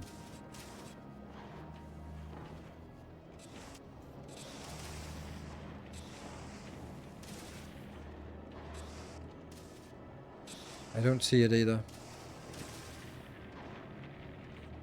Can you explain what I mean? What you mean? Like pulling from a substation? That would mean that there's a. I had to put down only power poles. That's why I was missing it. Thank you. All right, Sakana. Thank you.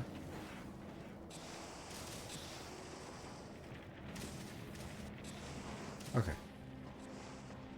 You have copper cables and copper plates going to the same in the hub area.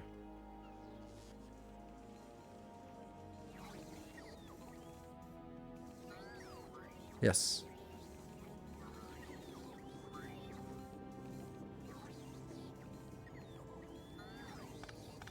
It should be like this, right?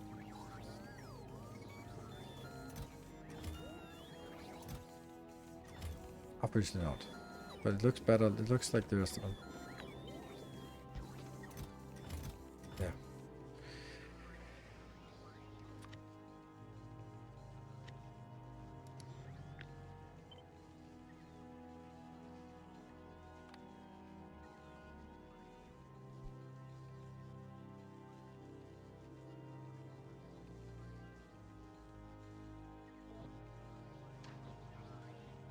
There we go.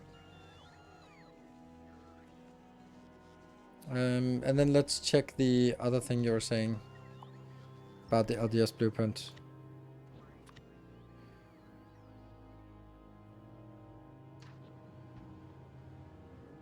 Yes, that one.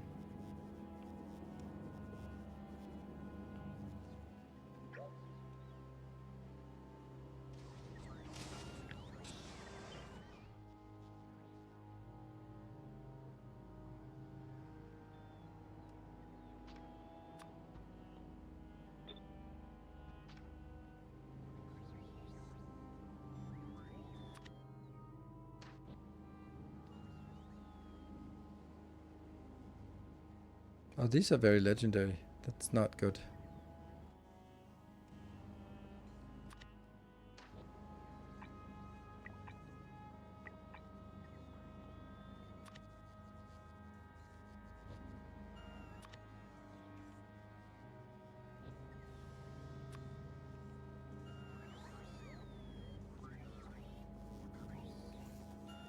Hmm.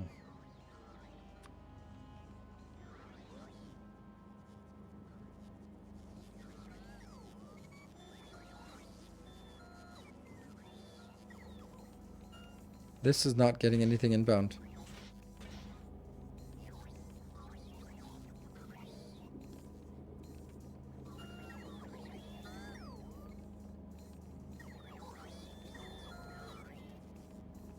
No, it is. It is. It's just barely getting up there. Okay, yeah. But you're not getting it. Oh my god, this is horrible. No, it's right there.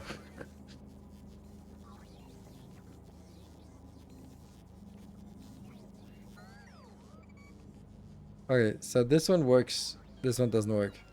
Maybe.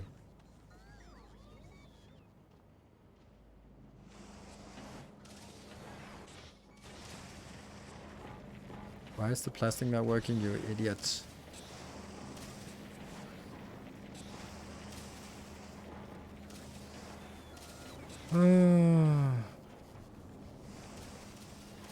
That makes no sense. Oh, right, because it's legendary. Yeah, okay, so it's a little bit excessive here.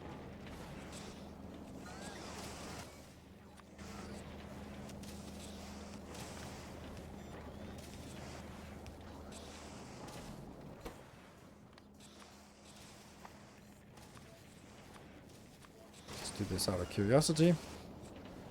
See if it is able to push it up here, but it is, but it won't be able to get them in here because it needs 22 per second, and these can only do 12 per second or 9 or something.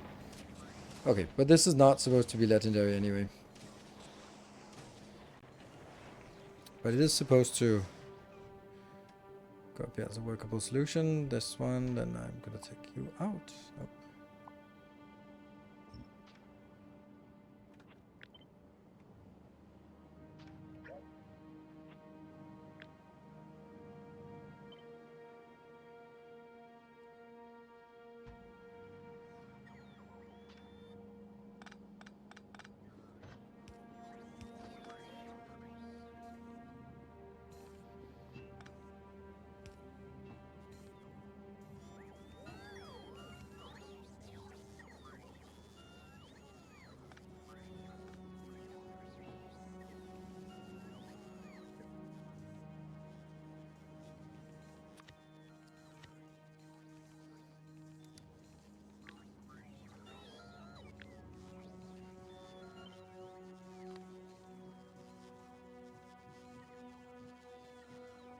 I never use that function. It's actually so much easier.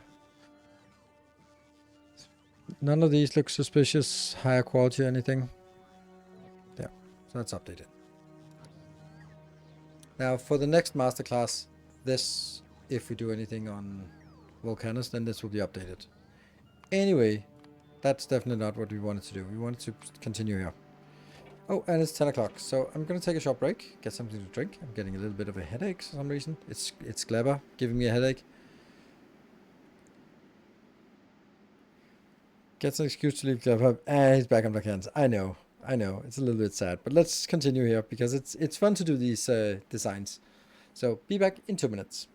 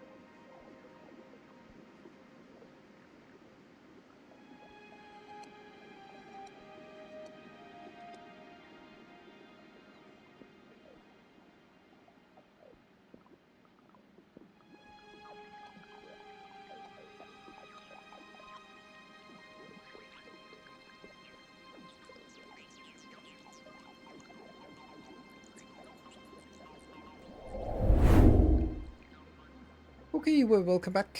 Here we are.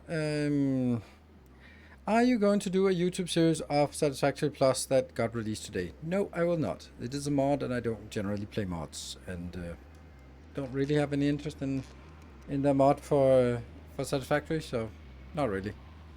I don't currently have any interest in Satisfactory. I don't have any interest in mods generally. I certainly don't have any interest in Satisfactory mods. I understand that it could be good content, and thank you for sharing it. Nah.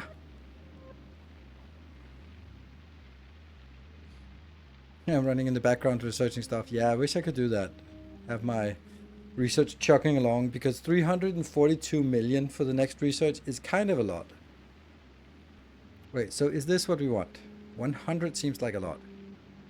100 waters doesn't seem like a lot. Would you be interested in workers and resources of Soviet Republic? No, I will not be interested in the rise and propagation of the Third Reich either, but that's because I don't feel that games that sort of glorify or at least diminish the historical atrocities are at least not something that is as close as that. Whether we could play as Attila the Hun, I think that's sufficiently far removed to not really. But you know, when you see people still flashing their CCCP sweatshirts in international politics, you know, I don't think I want to be the one doing even a small part of glorifying that regime. So that's a little bit of a political stance I take on those kind of games. So I don't even know if it's a good game, and it could be the best game in the world, but I'm not gonna touch it for that specific reason. So, well,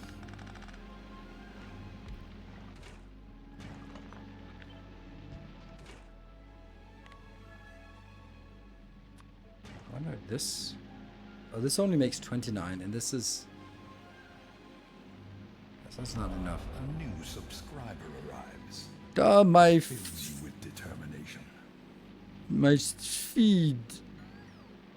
I read that as my fish died, but that it's kind of the same letters, but jumbled up a little bit.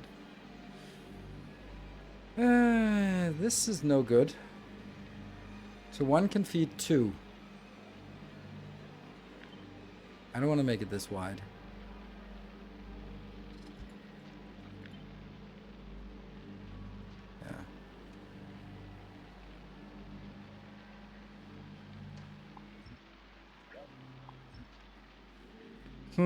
What are good ideas for this? I feel that this... mystify. Mystified, yes. Degrees of dyslexia. What can we do about this?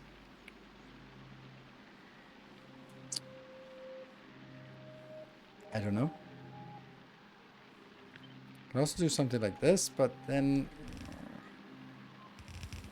that's okay. So let's try something like we did before.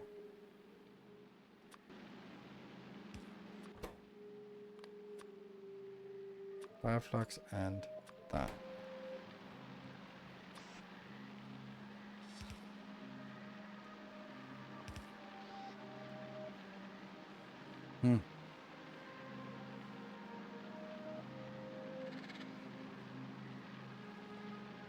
Oh, but then that's not even powered by blah. That's blah. All right, no good.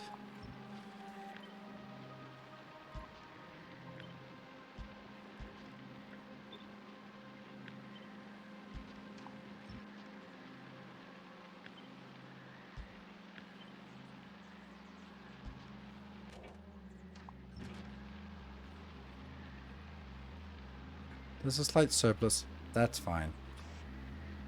Smashing out here, smashing out here. They will have room for getting some pizza in here. You need to get both kinds.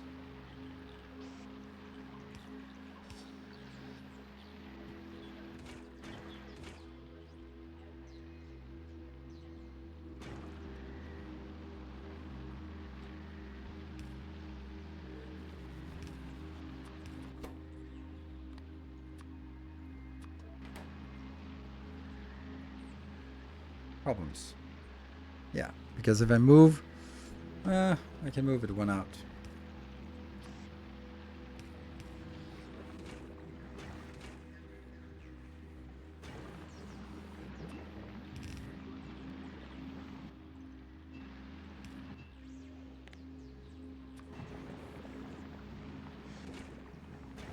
This is good, but where's the outbound?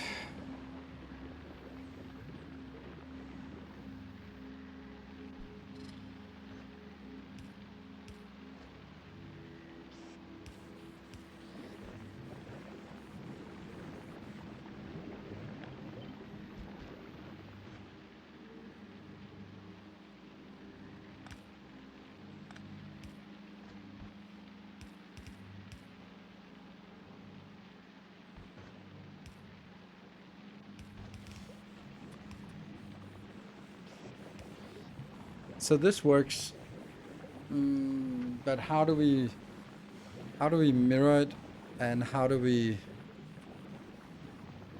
replicate it? Because this doesn't seem good.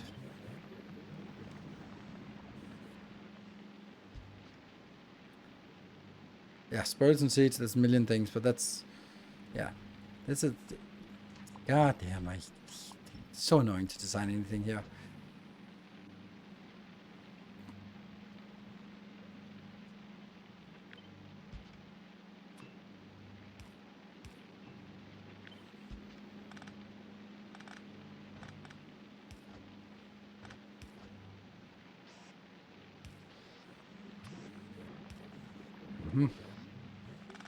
Whoops. Actually, like this.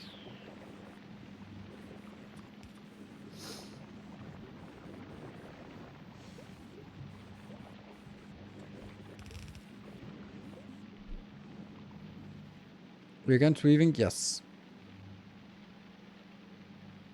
I don't like belt weaving. I do it because it is almost impossible to do anything with chunks, Prometheum chunks, unless you belt weave. So I kind of had to, begrudgingly. And then we had a nice little design challenge out of it, but I don't do it here because then it just becomes, every single build becomes a belt weaving thing, and it's just awful. So I don't do belt weaving, except the caveat is Prometheum science. But Prometheum science is broken in so many ways that, well, that's just the way it is.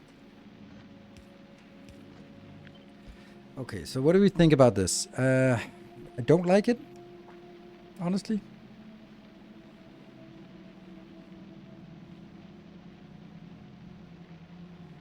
Because I can't really replicate it on the other side, because this one is its own separate thing. And yeah.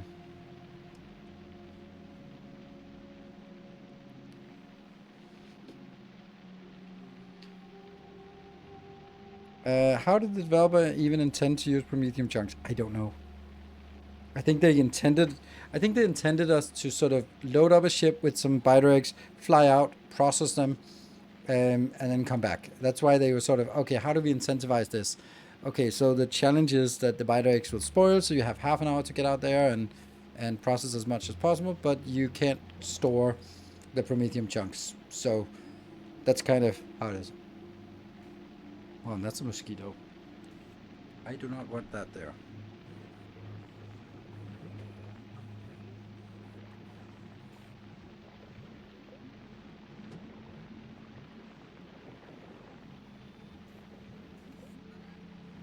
They have a tendency to come out when I'm take my contact lenses out. Would you like the devs to fix Prometheum science so it best to export it the intended way? No, not really. I mean, let's see. How do I say this? I think that the word that comes to me is ham-fisted, but I'm not sure that's the right word. I feel that Space Age, compared to Vanilla, has been a little bit more ham-fisted in terms of sort of forcing us to do things the way that they wanted us to do.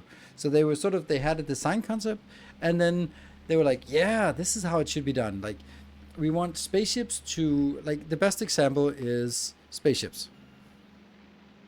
Do we have a shitty little spaceship? Yeah, here's a little spaceship. They clearly intended us to harvest asteroids, make them into ammo, use the ammo to shoot asteroids. That works. Awesome. Make them self-sustaining. And then during the PR event, everyone was like, "Oh, that sounds complicated. Let me just launch some ammo, because fuck it. I just launched 500 ammo from the planet and whatever. Then we move out." And then it's a little bit hyperbole, but Kovarex was raging in the corner. I was like, "That's not how you're supposed to do." And then hurry up and nerfed the rate by which they you can launch them. So yeah, rocket capacity is still 100 by these, but the ones that we're using, like, why would I use this stone? Why not use this one? Oh, this is stack inserter 50 now. Oh, okay. What about this one? Oh, where is it even? Stack insert 25. So kind of like nerfing it to sort of like, no, you're playing the game wrong. And then what happens when you get into that? Then you get into a race between the players and the developers about, the developers like, no, you should play it like this, and players go like, no, we don't want to do this. And then you have like the issue of build storage, for example, and where it's like, that's clearly not how they intended it, but that's how people were sort of getting around the constraints. Or quality, like, oh, legendary should be really difficult to make, but we wanted to make it as simple as possible, and so the LDS shuffle was invented, and so the space casinos were invented. And then now they nerf that because they're like, you're not playing the game correctly. And oh, that feels a little bit a little bit too forceful with sort of the approach. And I think in vanilla game, in the base game, I don't know, did they hit it just perfectly in the beginning, or were there some things that they ended up nerfing because they were just too good? I think the productivity has really just put everything into overdrive in terms of how efficient things are. And then there are some things from the base game as well that we sort of kind of just have gotten accustomed to, and that's just like, oh, that's a feature now. I can't really come up with something, but there's been many things from mega basing that was clearly not really feeling intended. Something like mining into trains, for example. Like, that's probably never was really sort of the intention to be, that's the best way to do things. But yeah, at some point it was. Just on ways to stop news from breaking the game. I know. They made changes to Gleba due to land test feedback. Thus said some of the recipes were a lot more complex. They had biolabs late on too. It sucked. It still sucked though. Felt like they could have gone with maybe a few more months to fine tune, but ran out of time. I don't think so. Because the game got broken so many ways during that event.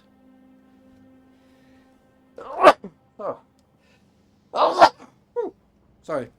And I think actually Anti-Elites and his speedrunning team was the culprits of most of it. Like making a 2-kilometer long spaceship that got destroyed from the front and then got rebuilt.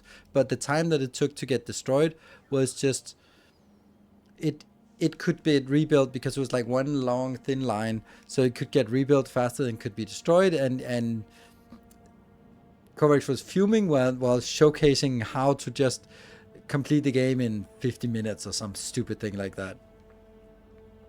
And then again, nerf. And yeah, Gleba was the least finished one because they had multiple iterations of it. I think they ended up in something that it's a little bit simple, but I believe they also had another step of intermediates that were just completely useless. So I'm when I saw this version, I was like, oh, okay, well that's a little bit too simple. But now we've gotten into it, and the realization is that the difficulty of Gleba is not about the different kind of fruits and the different kind of mashes and stuff you can put in. It's how to manage spoilage. And see, I'm back on volcanoes again. And that's the core challenge. So focus on the core challenge of making spoilage. So that's I think they clearly incentivized us to go here by giving us quality, by giving us efficiency modules, not so much, but productivity modules. I can't remember the egg handling was there, but it probably was. I just never got there. Got there in the demo. I spent a lot of time with spaceships. So I don't think a couple of months would have helped, because the developers would not have found the same exploits that anti-elites and other speedrunners and sort of people who are destined to just break the game, because they were deliberately sort of like, why can't I just? And I also found some glaring things that still are not fixed, but yeah. So I think that there's a limit to what an internal development team who understands the vision and plays along the vision can see, while people who come in and have no clue what's going on and just go like, oh, why can't I do this? And then you start hammering away at the game until that happens, and then the architect comes over and says, you're not supposed to do that, and go like, oh, I thought I was supposed to do this. I also found some weird glitches where you could sort of switch between, I don't know, I can't remember what it was, but it managed to break it quite efficiently, which was fixed like the next morning. So yeah, because you kind of don't understand what you're supposed to do. So yeah, I think it was fine. I think that mostly what I think is the philosophy of it that is a little bit too sort of railroaded into one way of playing, which of course that's what we bulk at, one way of playing, because we want our own way of playing. The recipe switching trick on volcanoes was done. Yeah, like that one. Like, if this has to say you're not supposed to do that, then it's bad design. It's not the player's fault. I can partially agree. I think it's not the player's fault, but I don't think I would classify it as bad design. I think it's totally fair that a game developer develops their game the way that they see fit, and then realize, oh, people wanted it to do or something else, or people find it frustrating, so they've come up with ways to abuse it. I watched some GDQ, and watching Doom Dark Ages is fucking annoying as a speedrun. I was looking at that speedrun and go like, oh wow, in 1 hour, like that's a massive game. And then the whole thing was just like you climb on a mantle, and then you open the map, and then you go somewhere else, and then you close the map, and then you teleport to that location, and then you complete the mission. I'm like, wow, that's fucking boring. But that was 80% of the speedrun was just that. And it's not the player's fault.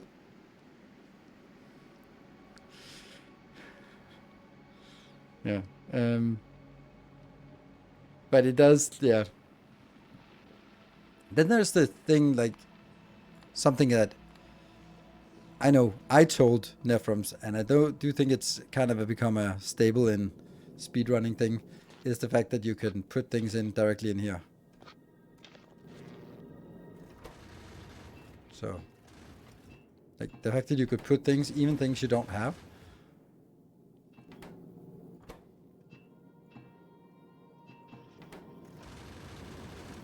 And then you could also just, the magic blueprint I have as well, how you can just stamp things in and they will automatically have a ghost image of that. And since they will be extracted directly out of here and put in, you can do really cool things with just blueprints on spaceships, like, and then they just get there. In 18 minutes, yeah. It's the same as Portal 1 speedrun of 5 minutes, which is ridiculous, because it's just out of bounds, out of bounds, out of bounds, out of bounds, out of bounds, out of bounds, skip level, out of bounds, out of bounds. Pause beer, orders the beer, orders beer. Yeah, orders the lizard, orders the one.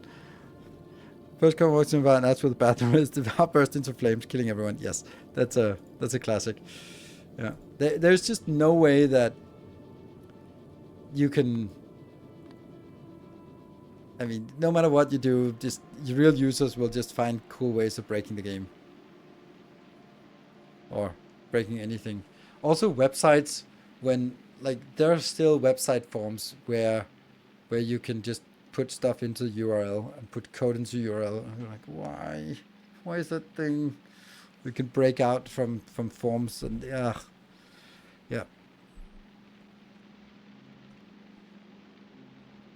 It's but it is hard to, because you have to think about all the things that can go wrong, which is exactly what we have to do here on Stupid Gleba as well. Right, I don't like this. Isn't the original Mario under 1 second or something like that? Nice. Okay, so this is not a good design. It's missing.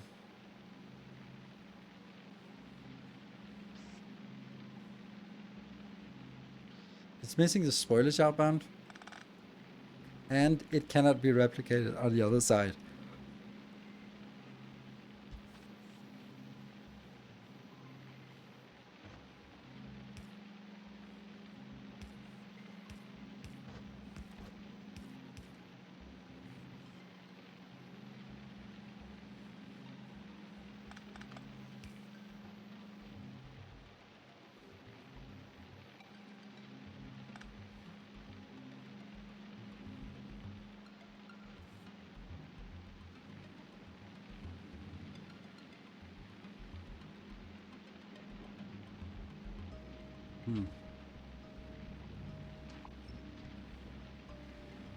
I find the speedruns that are glitchless super fascinating.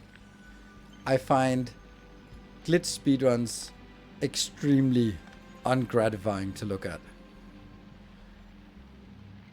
And I can see the appeal of a glitched speedrun for like 1 second. We go like, oh, that's so cool. Now stop doing it.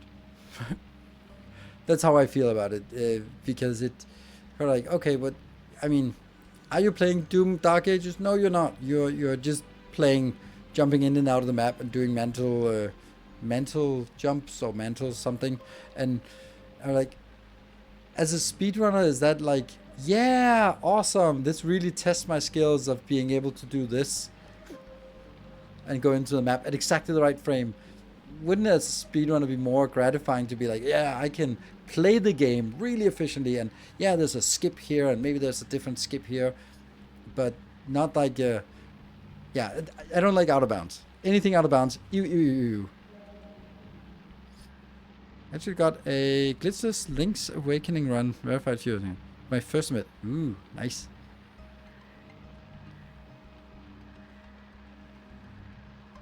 It was just exploiting things the game allowed. Well, that's really just a matter of semantics, isn't it? Because it sure as hell is a glitch. Glitch as in something not intended.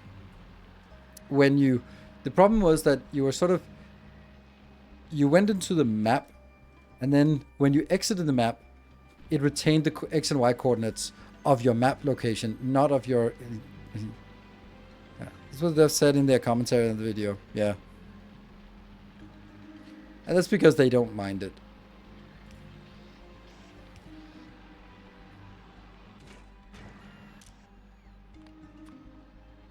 This one has to be marked as fuel.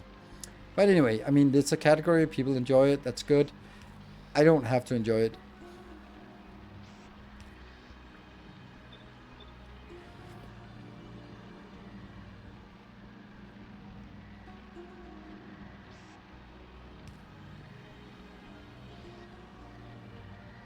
Now this one doesn't work. That's the problem. I have no way of getting it in here.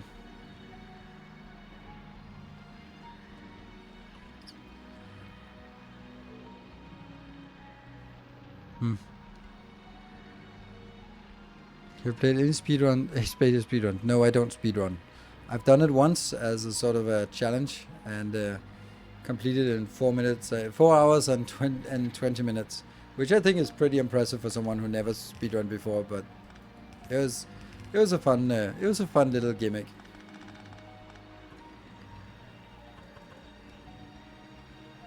Oh, I can't figure this out. I cannot figure this out.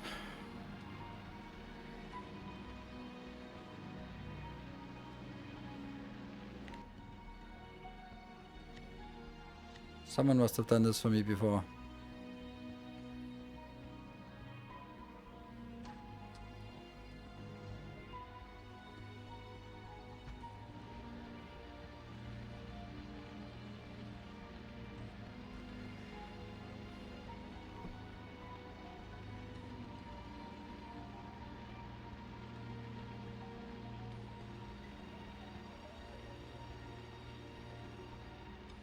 Oh, right. This is the reason why this is working. Looks so simple is because it's getting the mesh inbound, which is a bad idea. Software admire the tenacity of finding the glitches, but I don't consider it fair. Yeah. See, this is also what I'm like for the Doom Dark Ages, right? Then someone finds this glitch where they can open the map and teleport to anywhere. Like, that would be like, oh, thank you. Fixed. Great. There we go. Update. Fixed. Maybe it's going to be 2 weeks, whatever. But I would certainly not expect this to survive for 3 months so that it becomes a staple of the speedrunning community. I would expect the developers to go like, oh, yeah, that's definitely not intended. Thank you. We'll fix it, because I can't imagine that that's going to be something that's going to be particularly hard to fix. Because you know exactly what it is, where it's happening. It's super reproducible. So it's like, okay, where is it? Oh, right here. It says get coordinates. Oh, don't do that, but store the coordinates. Right? So, and like, why not fix it? But I don't know. Okay, so this one is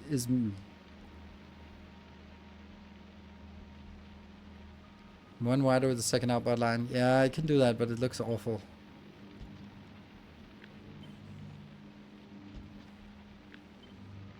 Because then I have to have a second outbound line here. And I also have to have a second inbound line, or at least sort of...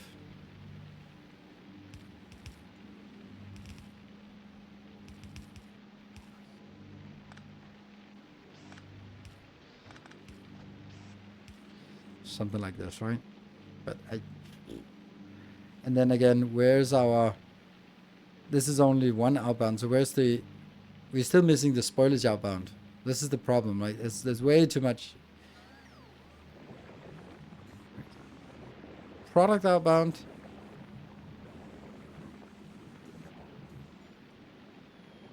Yeah. That's the...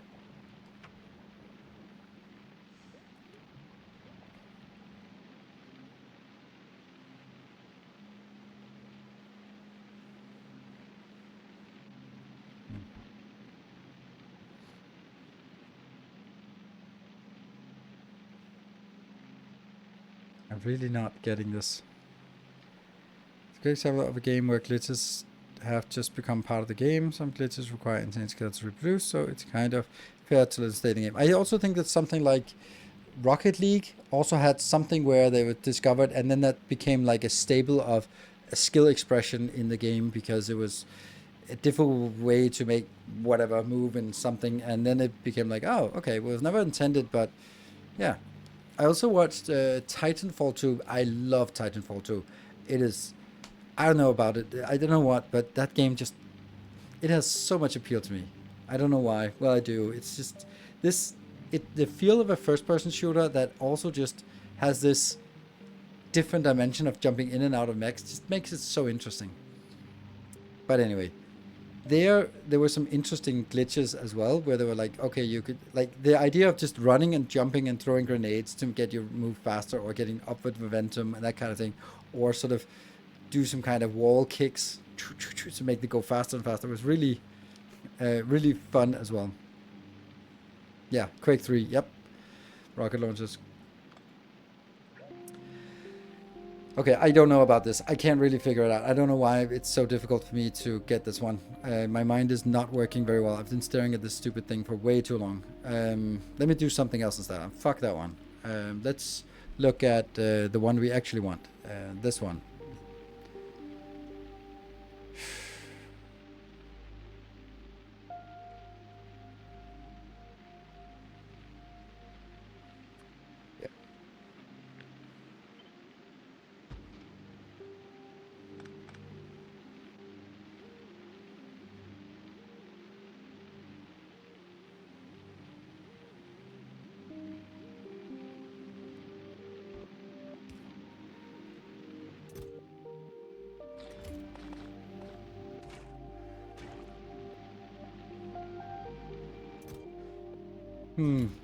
This I don't like.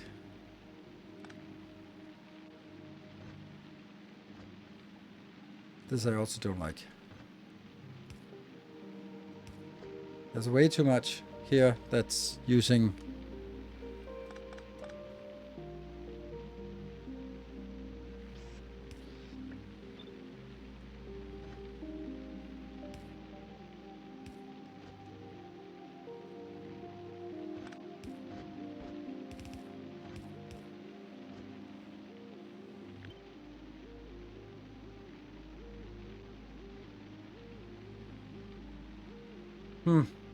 That sucks.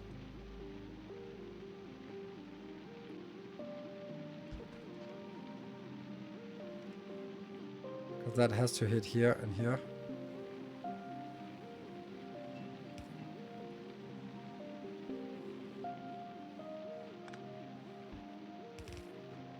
Now you can't get in there.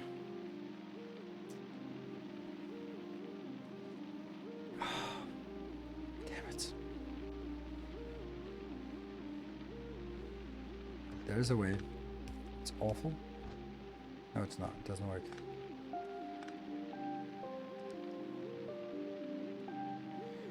I don't know how it would be, but I wish Gleba was different. Yes. Me too.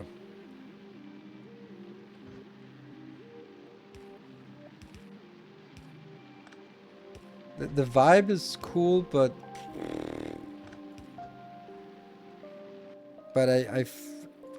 I stall on designs like no other place, and it's really frustrating.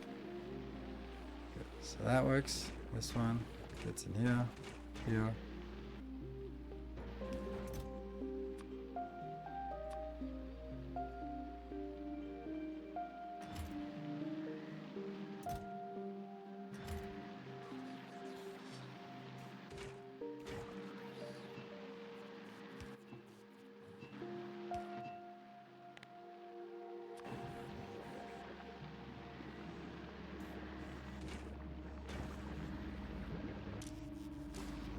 This one's always outsorting, yes.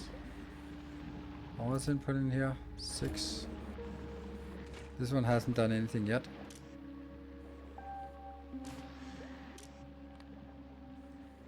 3? Because you have 3.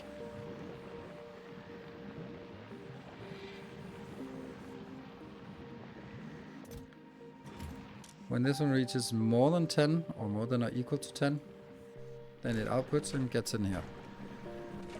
This one will always work. But what is the deficit? Yeah, it's basically half of what I need.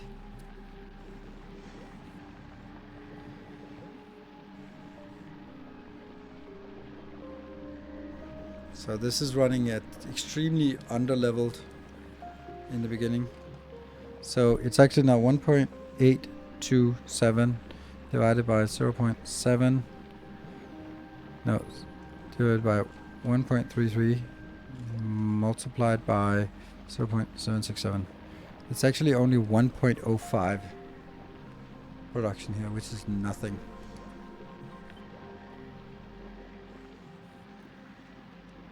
Why is this one not possible? But it would never will be possible, will it? It could be by doing it this way and this way instead, yeah? Because it's gotta be the same. What about that one as well? What happens now? It's still awful, right?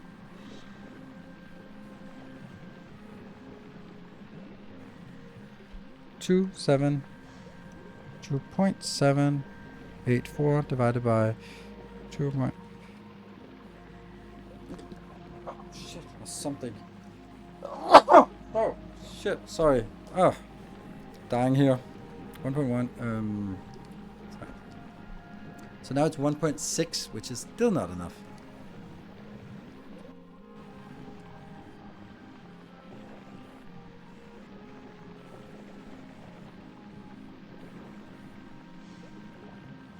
There's no way I can also get one in here.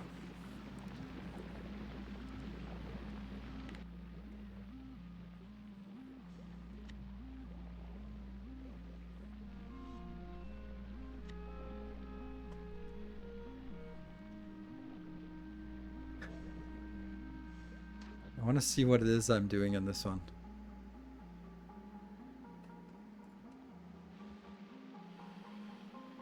Well, that's difficult.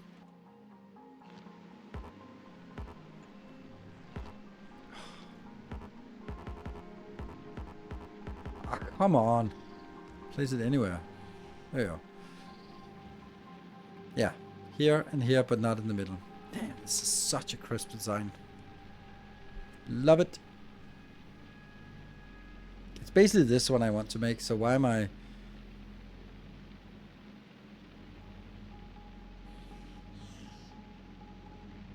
How did I not... I was not able to put it right there.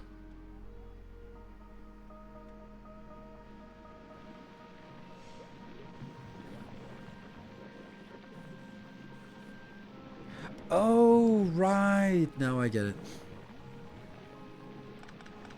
It's because... There.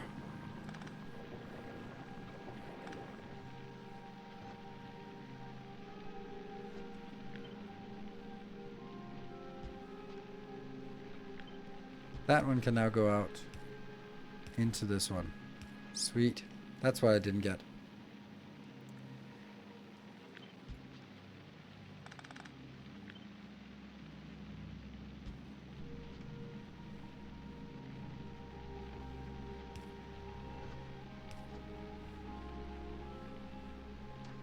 But honestly, isn't it just taking the stuff I already designed once and then just kind of putting it in there? And then just go...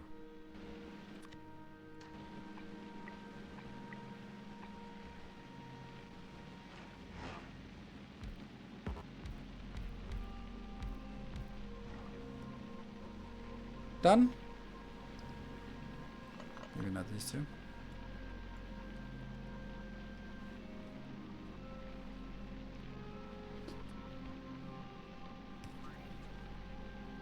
Let's see what this is actually producing. So this is... Oh, first of all,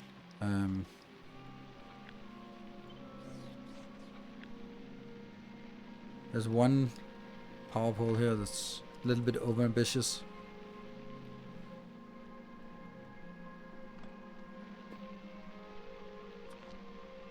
This might not actually be trivial to make to power pole it, will it? No.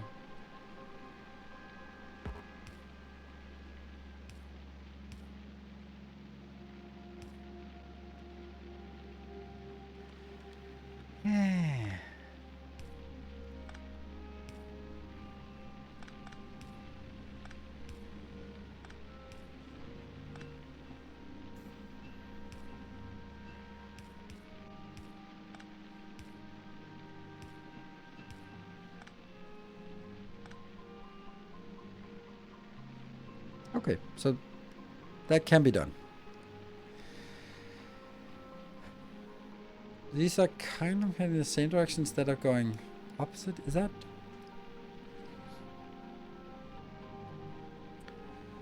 I also feel the whole thing has to be flipped downwards.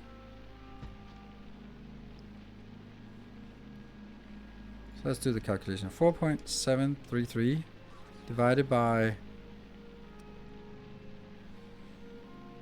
3.445 multiplied by 1.987. 2.28. So I need 2 of these to have enough.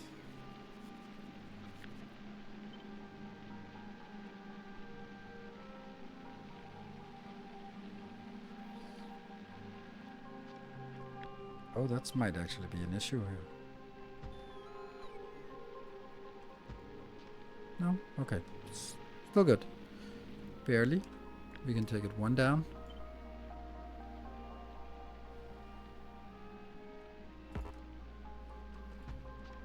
Yeah. Okay. So this is the return belt of you. Okay. This inbound is you. Yeah. Then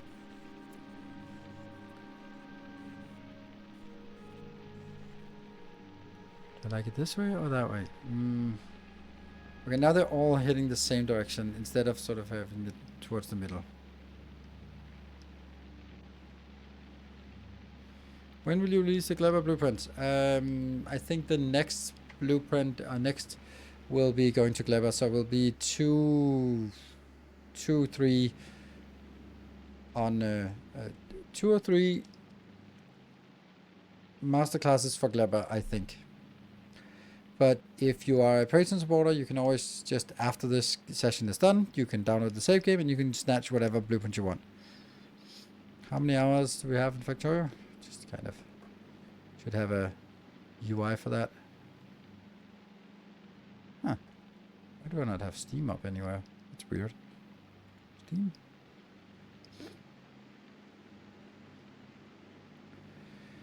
Uh, 8,906 hours.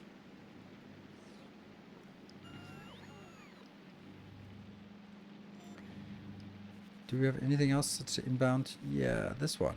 Whoa, power. Yeah, that's not a giant surprise that we're running out of power here. Especially because some idiot put the stake down, which is full of everything.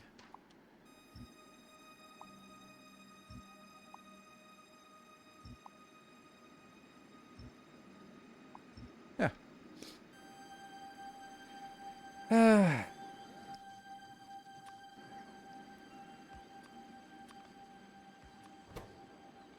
you go. Done. Power.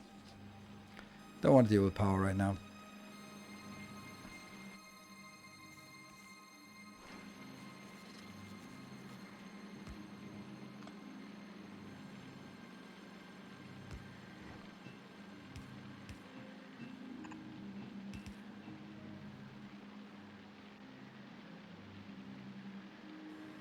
It says working, but this is not water. So I can place it anywhere actually. Oh, I can. Nice.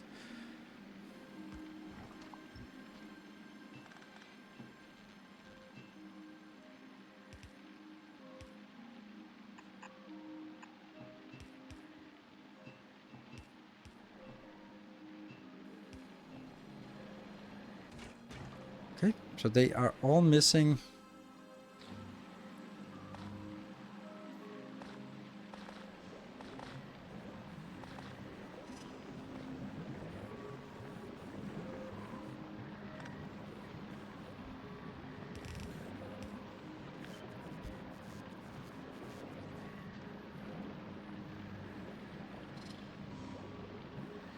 And now what? Where is this one actually going? Because this should go into a rocket silo immediately. Ooh, bad stuff. Right. Here's the thing.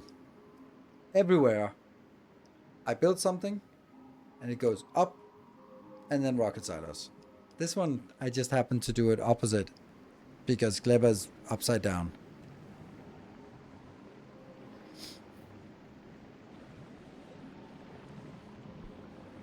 Have you tried BF6 demo yet? No, I have not. Definitely not my type of game.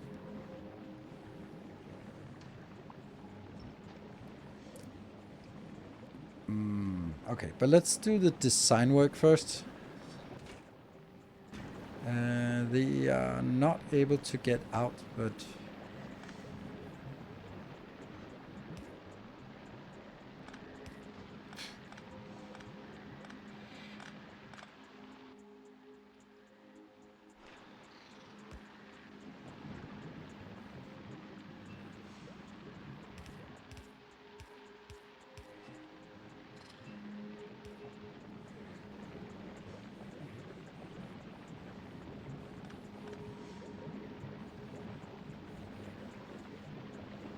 This is also very risky because there's a lot of storage everywhere. This is not good. Like, there's definitely a problem with this. Because this one is full of 20 and this one's full of 20. There's got to be a way that I don't have 40 times whatever here running around.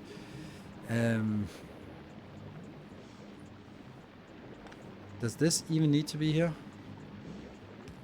Could be just one of this, right? But maybe it's because it's gonna happen. So if there's nothing demanding this, it will accumulate, and I really don't like it to accumulate so much that there's a stack in here and there's a stack in here.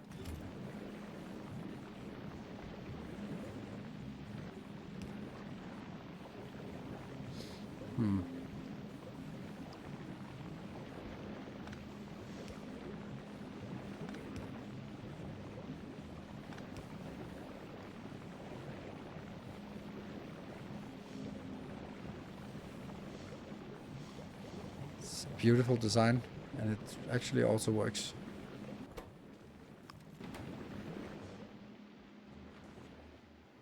However, this part, 5 point something. I don't think this is enough for what we need. Something I struggle with in fact the factory genre is building for overproduction. I always build on the scale I need at the moment and then struggle against it so much once I need orders of magnitude more later. Yes, I completely agree. I think that's the crux of the factory game genre, does that. Yeah, I don't know. I feel the same way. I have exactly the same problem.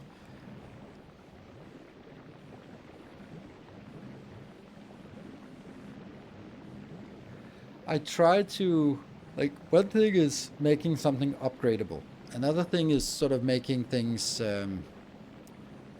modular.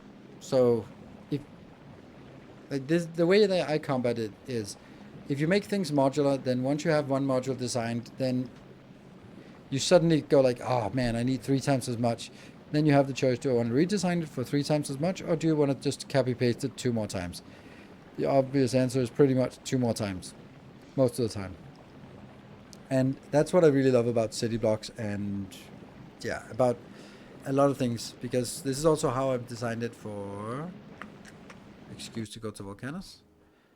Like, if we have built all this science and I want, like, oh, I want twice as much science, well, I can then redo every single science to get twice as much, or I can just go like, fuck it, just copy paste the whole damn thing.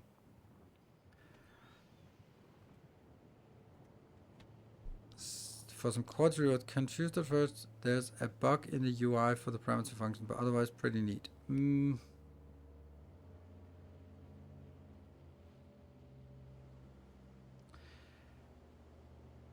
Parameterized blueprints. I have not found a use case where it's really good. And if we look back at the Friday Factorio facts coming up to Space Age, there was a lot of focus on trains, like elevated trains, interrupt, parameterized blueprints so you could just stamp down more train stations, and what is Space Age? Completely without trains, because they fucking suck. And they put all the bells and whistles and they still fucking sucks. And that's, yeah, and then people like them for trains. But you don't really need trains, do you? Um, and I think that's the biggest problem, that they went in and go like, yeah, people love trains. Let's make trains better. And then they made it better with one hand, and they made them redundant with the other hand. And go like, well, they might be better, but they're better at being redundant. Have you played the game? Have you found a use for trains? Because I have not. I have my happily mega base running around with producing 1 million signs per minute, and not a single train. Well, there is a few trains. There's one Fulgora trash, but that's actually something I don't even need anymore. And Fulgora, no, Aquilo is the train planet, ironically. With a decade of experience, and parameterized blueprint are so difficult to understand how to use. Thank you. Senior engineer with decade of experience. It's so tempting to go like, okay, boomer. Don't want to learn new stuff. Us young kids, we are not sort of stuck in our ways and insist that everything must be written in C++, but fine. You do you, senior engineer. Yeah, I'm probably older than you, so I think I can give you that stab. They also didn't make spaceships as useful as they made trains. Yes, I think a part of the reason why they didn't make spaceships as useful as trains is because that would kind of ruin the interdependence or the independence of the stations.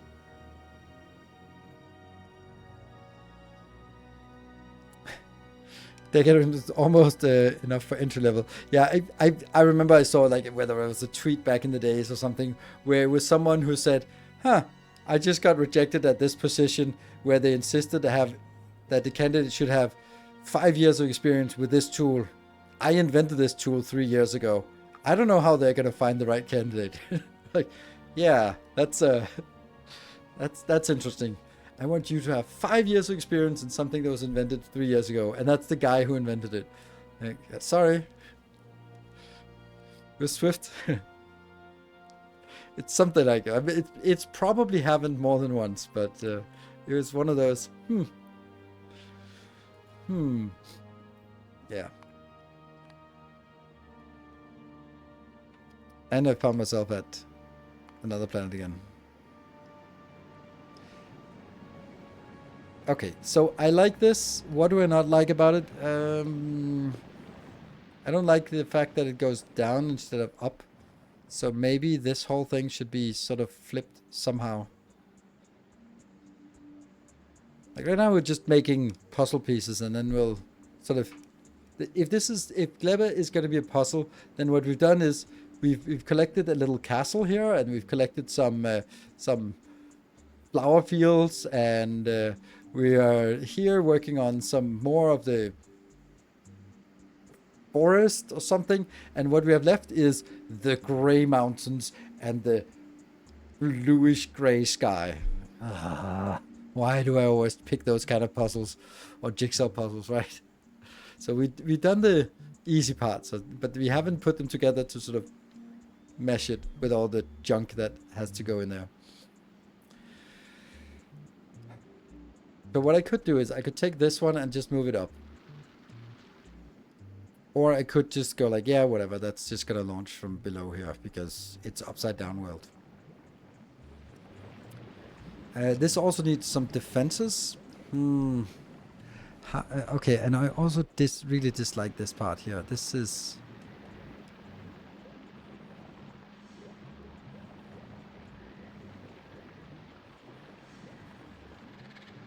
in between.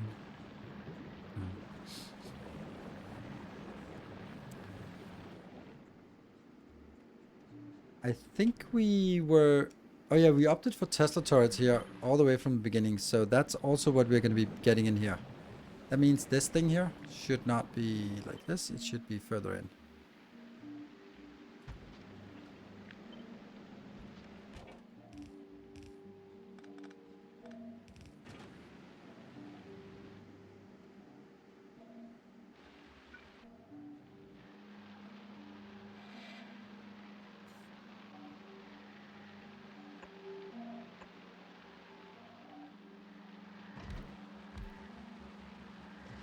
Nope. And yeah, these are expensive. Why do I put it on the side when there's nothing on that side that requires...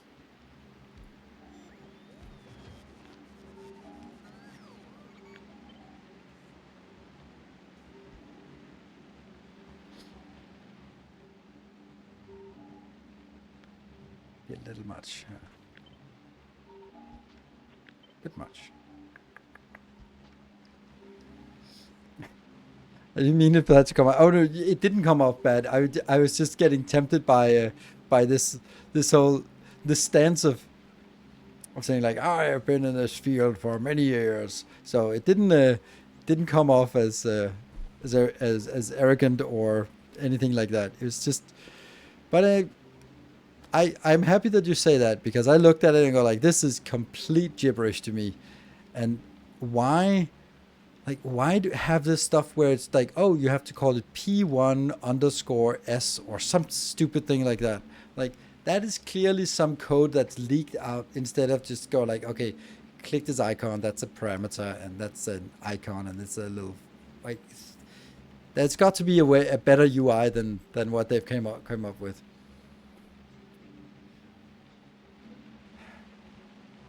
This bothers me so much. So much. I have to redo it.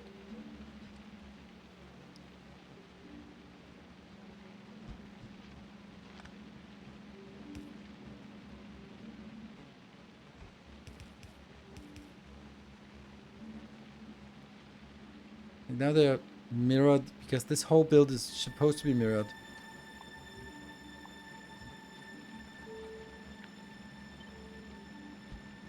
There. Now it's mirrored against each other, which is much nicer. Yes. Does it work? I don't know. Why is it not actually working, by the way? Shouldn't it work? Yeah.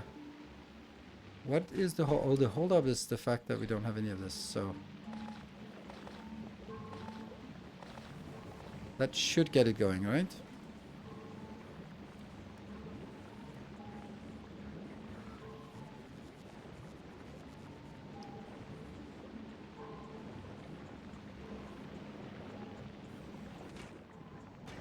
This is working, this is working, this is working, and this is working. But what we also have to do is we have to have a reliable supply of these, so that we can always just draw one of these if we need it.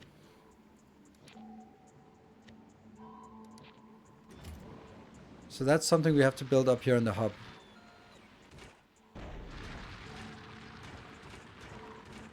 Yeah, this one. We have to have a pentapod recycler onto itself that can start and stop as it wants.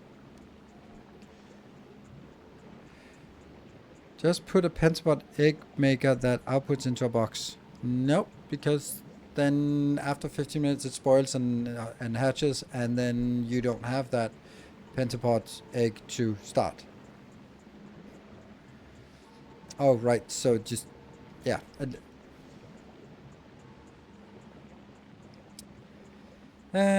Yeah.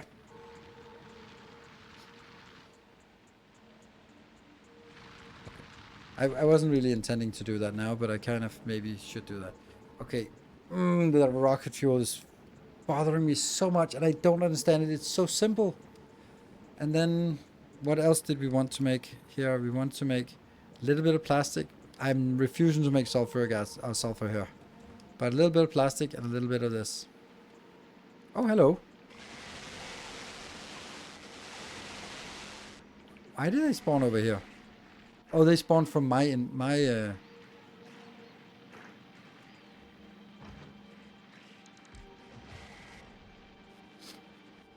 That's just my location, so in a minute or so they'll spawn again. wherever I'm looking.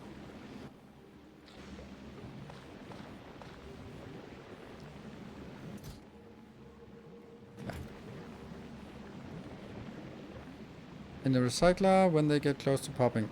Close to popping is not easy to monitor.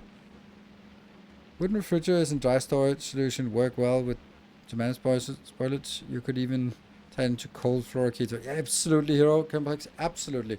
I think that it's a gigantic missed opportunity that the frozen planet doesn't give us anything. A research to extend spoiling time, for example, or having cooling things or something like that. It's a new class of chests that require cooling, and if they have cooling, then they are the things in there don't spoil or something like that. It's like massive missed opportunity. Hey Yasa, thank you for the 77 months. At that point, just remove spoilage. I don't know. I think spoilage isn't. It's an interesting mechanic. I'm not sure I like the way that it's defined. It's made, but I like the idea of it, and it makes it so. But something that could extend the spoil time would be really nice, like an infinite research that could be like every research level increases the spoil time by 10%. Amazing, super useful. Not it wouldn't change the way that the game flows, but it would mean that you could make trains or you could make longer belts because it doesn't spoil in 5 minutes, now it spoils in 15 minutes. Ooh. Jacko Boy, thank you for the 3 months. Flip the heat pipes around and make the alternate version of cooling pipes to refrigerate. Something like that, right? So, yeah. Or special storage that it like has an influx of fluoroketone and an outflux of it, and then as long as it's in there, it doesn't whatever. Like a million different ways that could run. But the fact that we have a frozen planet and we have something that spoils. Come on! Come on! Alright, I'm gonna go back to the stupid here. Because this... It will not get the better of me.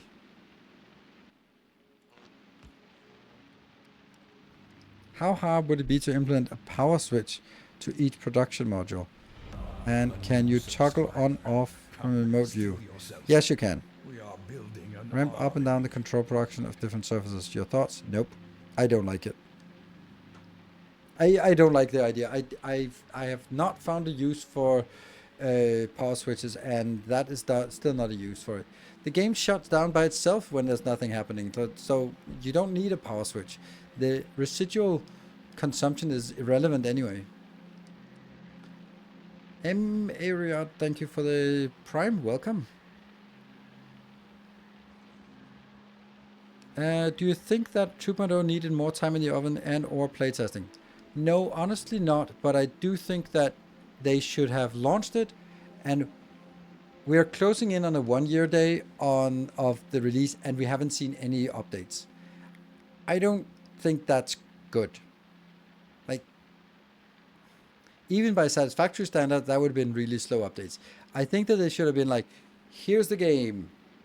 After 3 months, we're gonna come in with a balance patch, and then they might be like, okay, you know what? We can see that there's something here for 2.1. We're gonna be adding some, whatever. Just we talked about. We're gonna be adding some refrigeration mechanic. Look forward to that. Also for 2.1, we're gonna be improving the spaceship logistics because we see that people are frustrated with it, or something like that. Like, so we know that there's something to it. Now it feels like they're just like, blah. See ya, we're gonna build an MMO now. And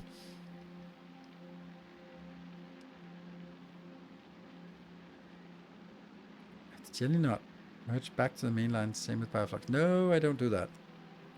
So I feel that it's perfectly fine to leave it in the state that it was launched at, which was perfectly playable.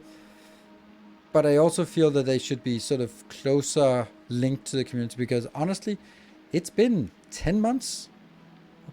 Yeah, 10 months. 10 months, and we haven't heard anything Like, the only thing we've heard is one developer who gave one comment, reply to someone on the Discord. That's the only communication we have about what's coming in 2.1. We don't know when, we don't know what, we don't know if that's the last thing, we don't know anything, which I think that's, like, Factorio has always been really bad at community dialogue. Like, when they did the Friday Factorio Facts, sure, I think they should have had a monthly Friday Factorio Fact in since release. I think that would have been much more interesting. Because then we go like, oh yeah, we see that people are like, oh yeah, we have concerns about the casino ships, or hey, people have reached the 1 million signs per minute, congratulations, or whatever, right? Anything. So, or basically saying like, oh, we are seeing that people are really um, trying to optimize in going out to the shadow planet. It was actually added a little bit like a gimmick, so we never really put effort into optimizing the performance when you get close to it, because we never really thought anyone would be really going there. But since this is such a concern for you, then we are actually looking into the performance of asteroids. Okay, right, it's something, anything, but okay. That is double. Yeah, it's double. It's double. That's the problem, because that just makes it so goddamn tempting to take two of these. Is there any way that this is not the right move? Like, I can also do it this way.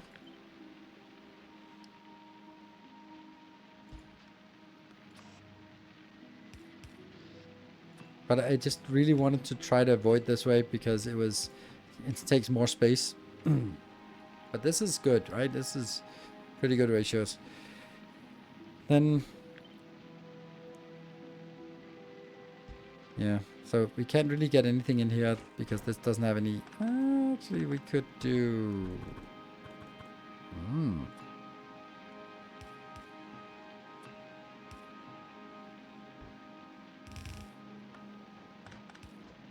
One, two, three.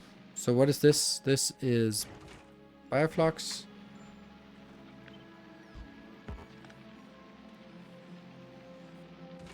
Yeah.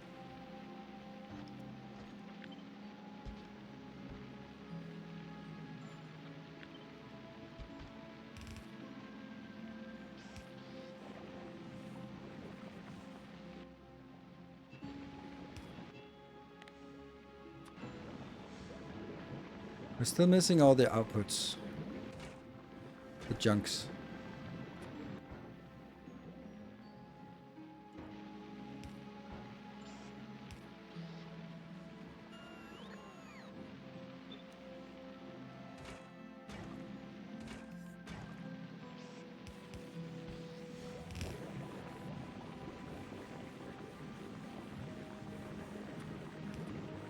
Okay, so now it's all the spoilers we need to deal with.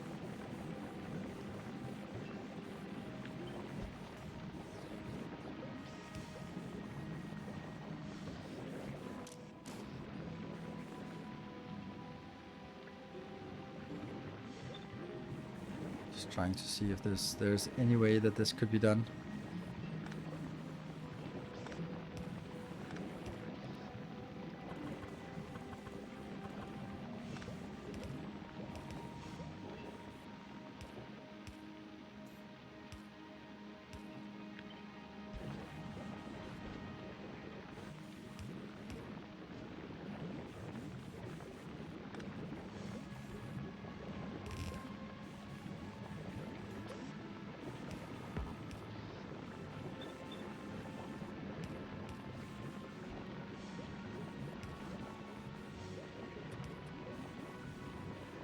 Pretty compact, actually.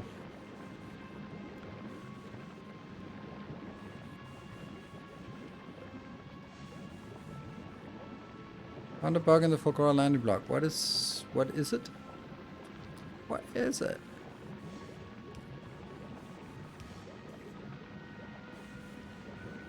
Half the electrolyte have no input. Okay.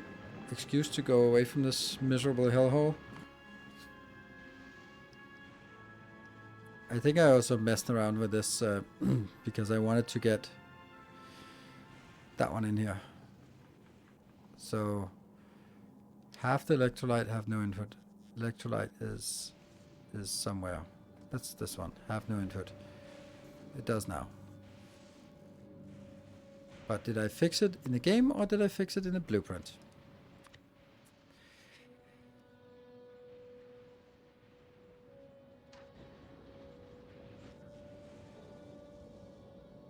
I only fixed it. Yeah, so. See, that one is missing a link up here. Nope, doesn't work to do this.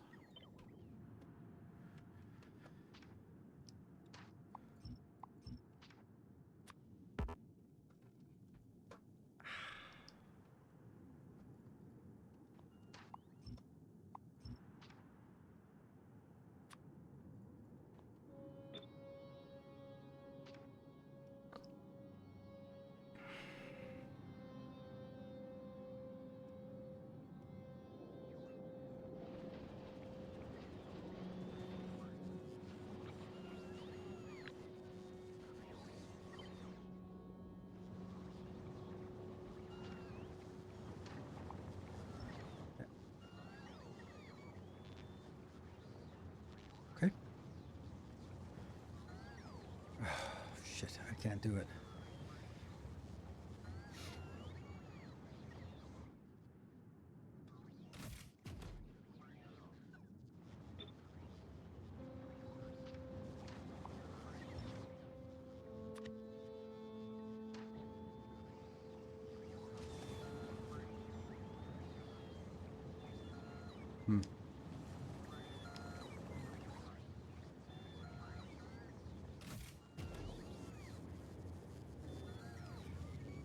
Seems weird, doesn't it? Okay.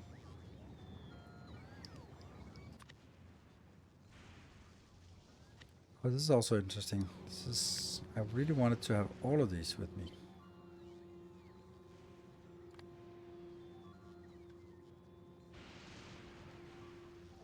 Ah, Glebalicious.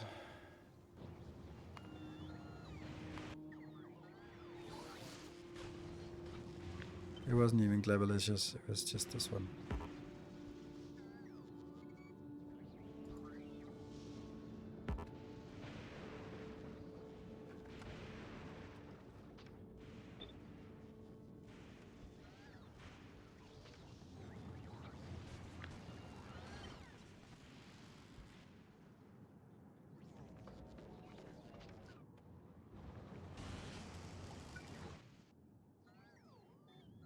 Yeah, that is what it is.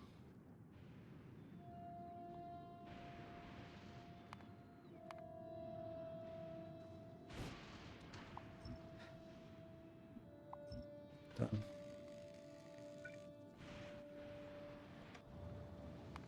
Good.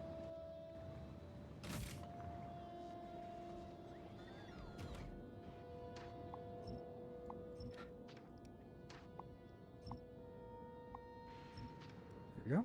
And back. So that's also updated, but not really put in the updated in the blueprint. But at least the blueprints in game are fixed. What did I? Huh? I think I fixed it.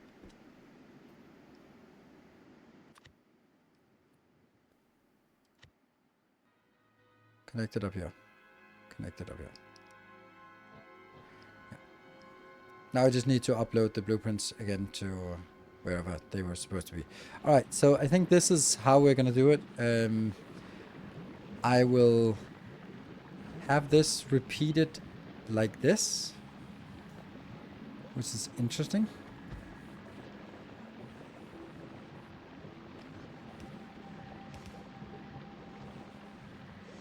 Because you actually hit that one. What does that mean for us?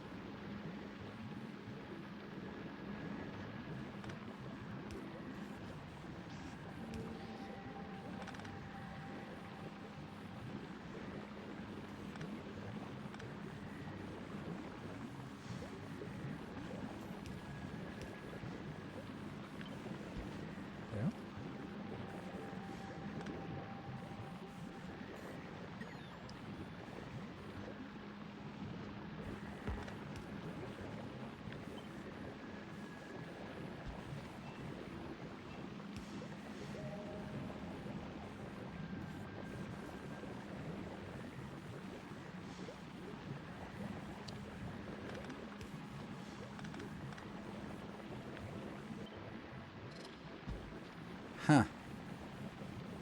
That's interesting. Now that's going to be completely messing up the ratios. Completely.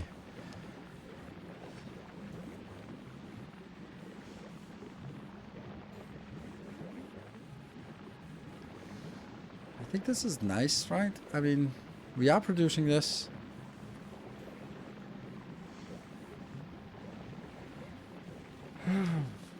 Alternatively,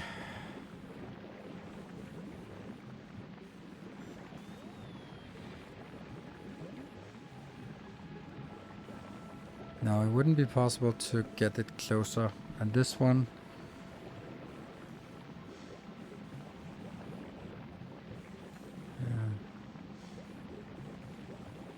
I want to use this middle one. Yeah, I guess this is where we are for this one.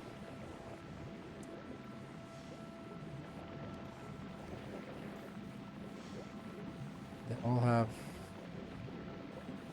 outputs. Yes. All right. So let's kill this.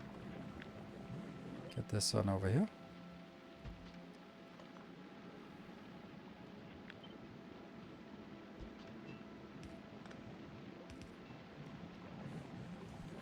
Okay, so this is going to be, yeah. And the next one. Ooh. We're missing an important part of this. That is this thing here.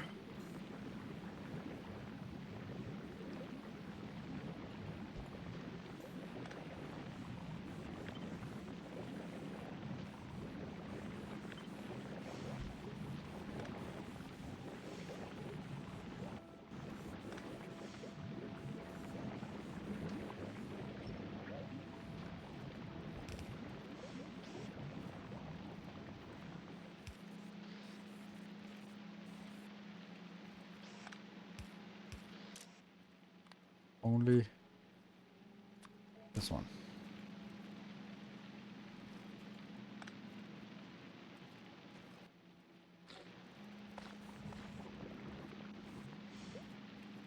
Oh, wrong way.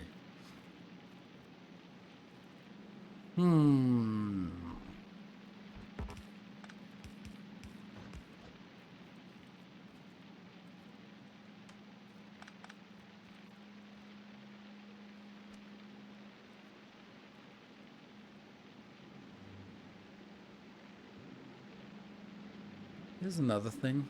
Like this beacon, if that was up here, then this would be better. But it doesn't need to be better. It's already 41.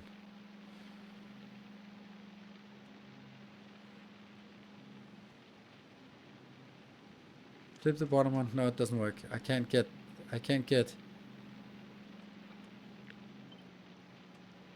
If I get it here, then this will also need to move one up. So it's not gonna work. The only way it could work is if these two were next to each other. This one collapsed. But then I don't have that outbound. So it's like a trade-off. No,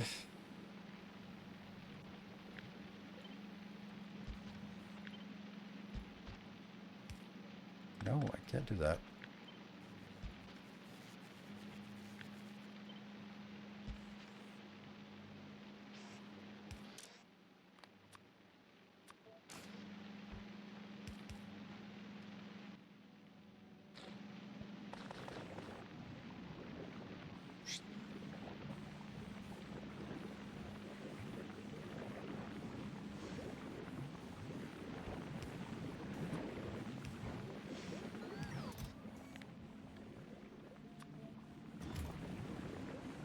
Yeah, that's a nice little build. And has lights also there. Oops. But it does not have power.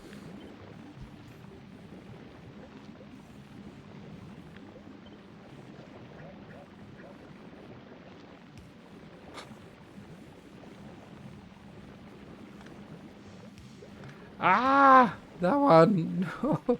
That light is apparently not important. I don't want a light there anyway. Who cares about the lights? Ow.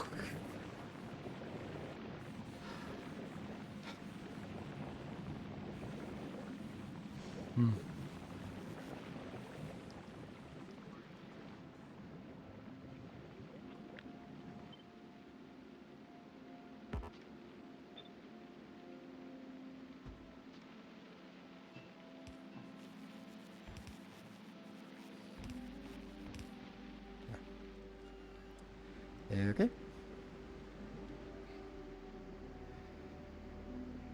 So a little bit of plastic. Because you're forcing me to. Ooh, what about these ones? Ah, we need the carbon fiber as well. That's important. What is it we need carbon for? Oh, we need carbon for carbon fiber. This one has to be made as well. But let's do a little plastic build.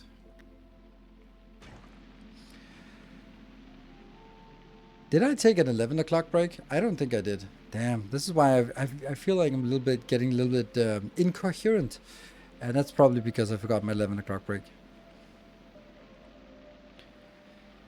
You don't put mash or jelly on your bus. I guess that's to make each city block modular so you don't have to run out of room. No, it's because they spoil in 5 minutes and 3 minutes instead of in 1 hour.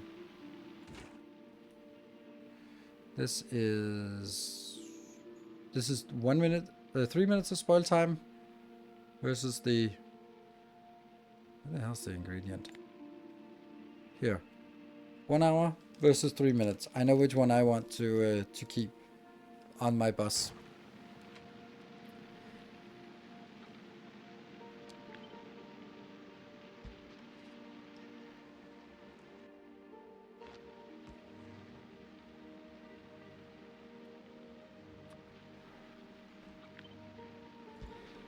Let's try a similar design here.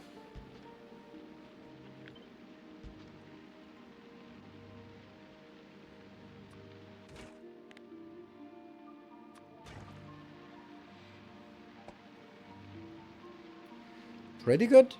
Not like perfect because it's a little bit off, but it's 21.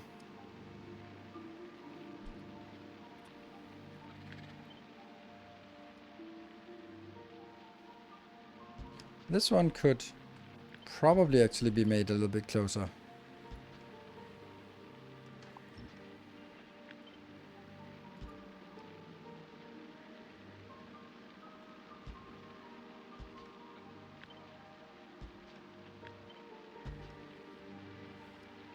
Yep.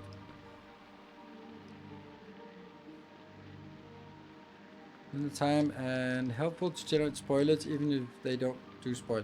Yeah, but the thing is, you say they're helpful to generate spoilers and they go around in the time that it takes. Yeah, but if you use it for making science, then your science is ending up like 80% spoiled instead of 20% spoiled.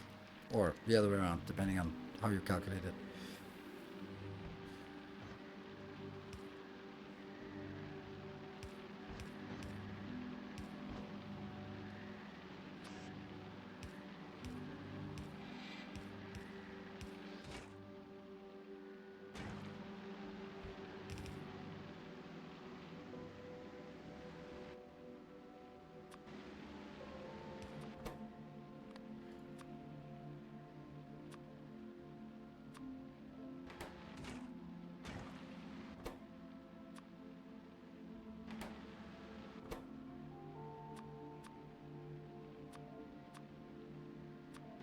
Like this.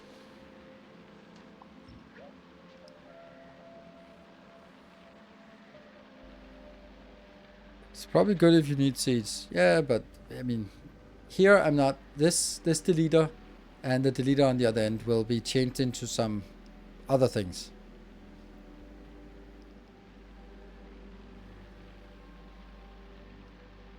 It's Novelli. Thank you for the 61 runs. Thank you. Returns. Welcome home. Okay, I like this. Now each of these need a junk output. Yeah. I'm not liking it because I really like this one here. And as soon as I do that, then this kind of thing just goes out the window.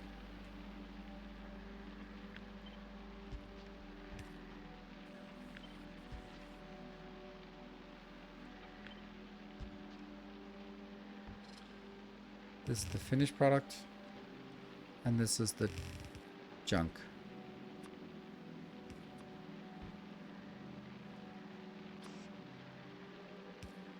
Oh, hold on. That's not working because this is only 60 capacity, so I do need to do some kind of sidedness on the belt. Ugh.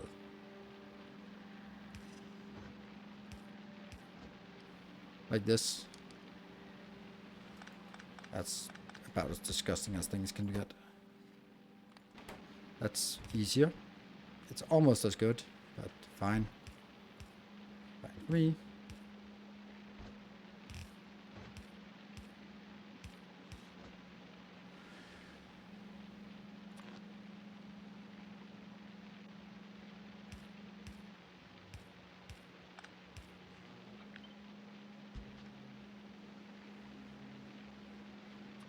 What if? Doesn't really make it better. Oh, I just had a thought for your megabase. Do you have to overdo screen science due to being partially spoiled when consumed or not practice the other sides? Yes, indeed. And that might actually be a problem. It will, and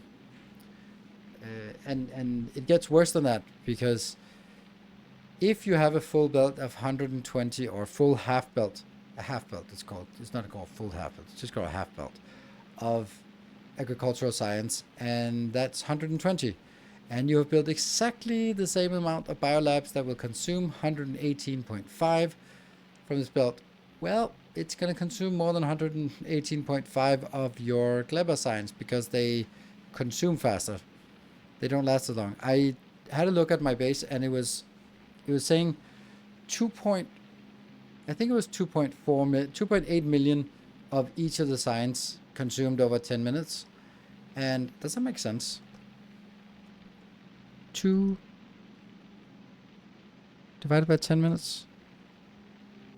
That's per minute divided by 60? No, that can't be right.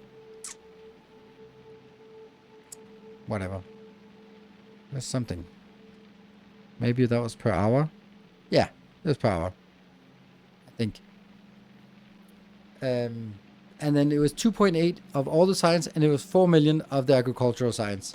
So it uses significantly more. And that was when it was running like for 1 hour. And that's also a little bit of a reel about what science I'm actually consistently producing with the Prometheum right now, which is not enough. For first and last plastic output, some mono side loading. Maybe it looks nicer. Huh? Oh, right, like this.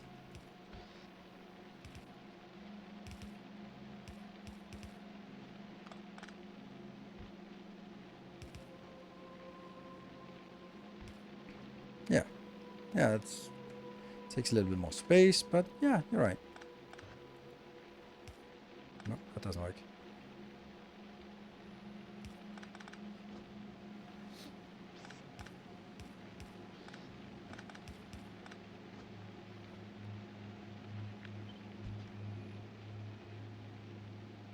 And what's the other one? The other one is...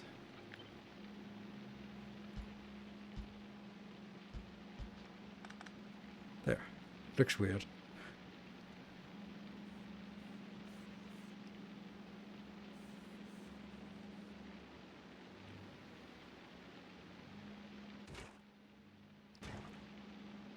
Oh no. These ones all have to be filtered. Otherwise they will also eject. Spoilage out. I forget this. This is the... I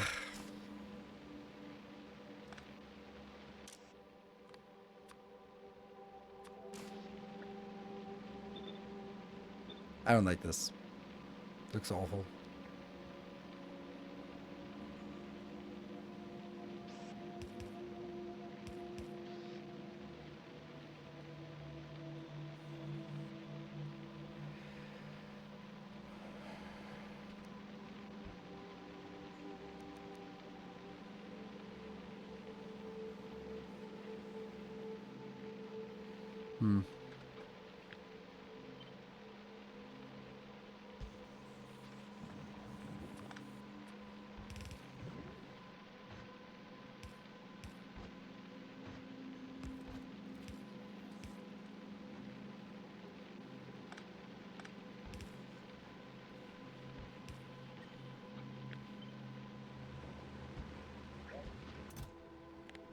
Plastic.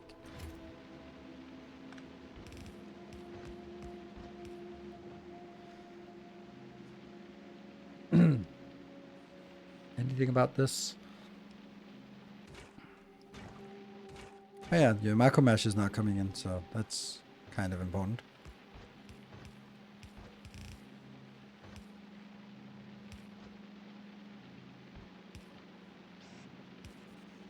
Oh no, how are you gonna get from that belt outbound if you're not good? Ooh, that's... Maybe like this? No, it's not even gonna make it. How the hell do we do that?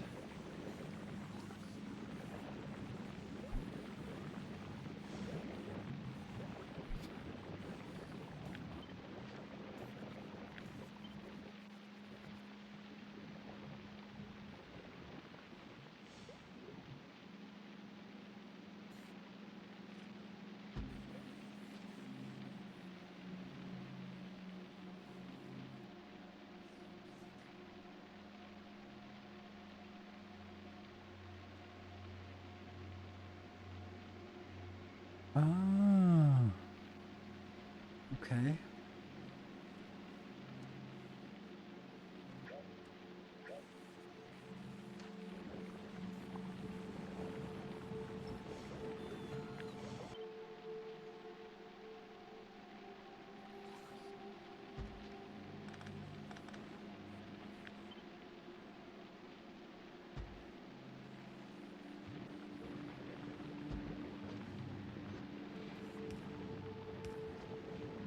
But hold on, that's still the same problem here. This one has not been resolved.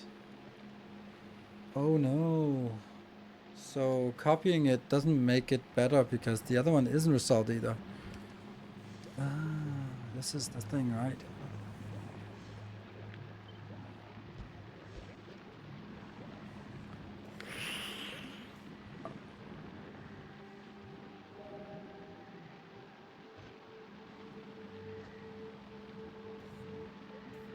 Yeah, so things can sit in this field and this tile and spoil, and if it does, then I have no way of getting it out. So I was kind of thinking, hey, could I just make this? But then I have to move this one down, and then sort of cascading with awfulness. I don't know what that one was doing. Can't use spoilage as nutrients as an input. I get that it's according to Gamecamp, but that it's an input. Huh?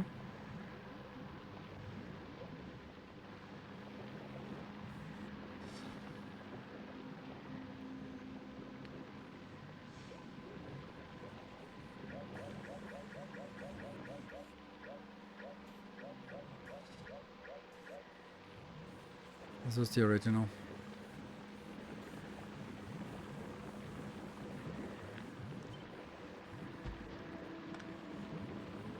Yes.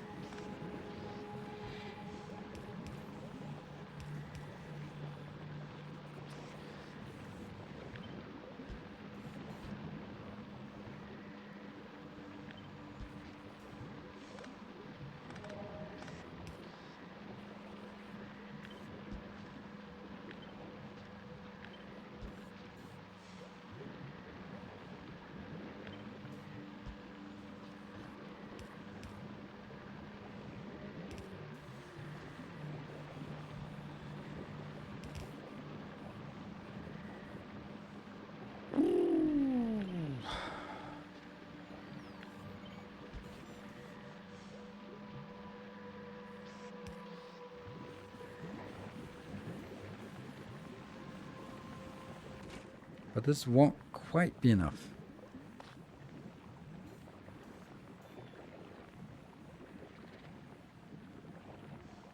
There.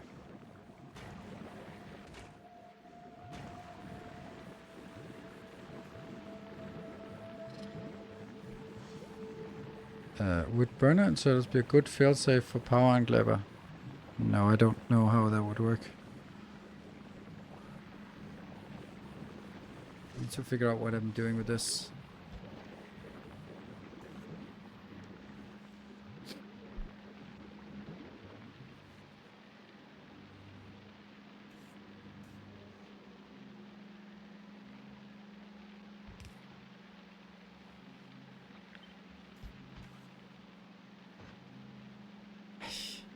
I can't do this. This is so bad. This one out here. I mean, now I also lost the other opportunity. Damn, I do have to do this. Guess this is slightly better.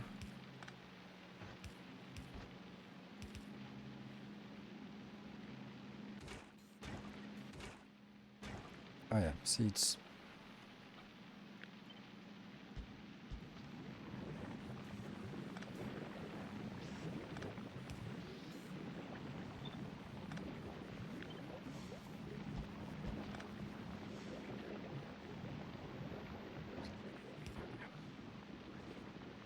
It's a nice attempt at symmetry. Hey Moon, good evening. So thinking to output spoilers to left side, going in the underground. Merge into the right side input.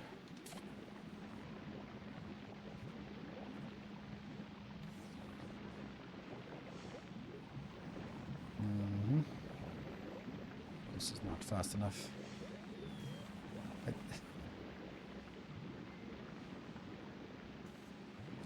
Yeah, this is kind of stupid. That you have this and then you build it, but you can't actually claim it because you build it too fast. Then it becomes like an inserter capacity. I've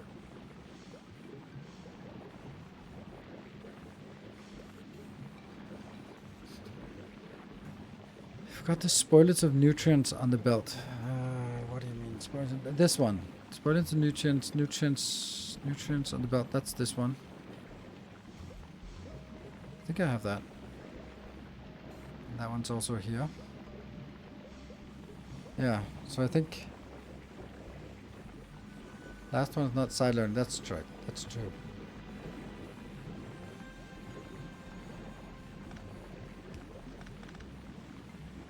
Now it is.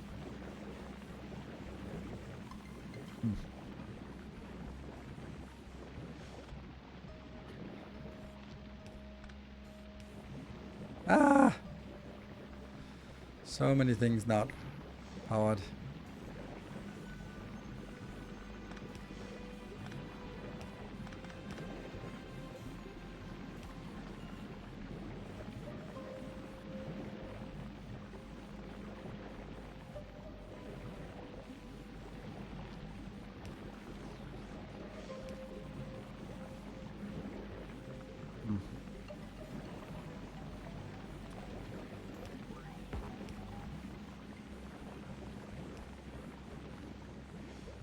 Yeah, I'm not really sure, Moon, what you're saying. I'm also thinking about to output the spoilers on the left side, going in the underground, which would merge the right side.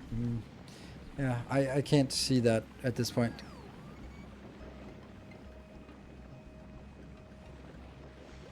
But hey, plastic.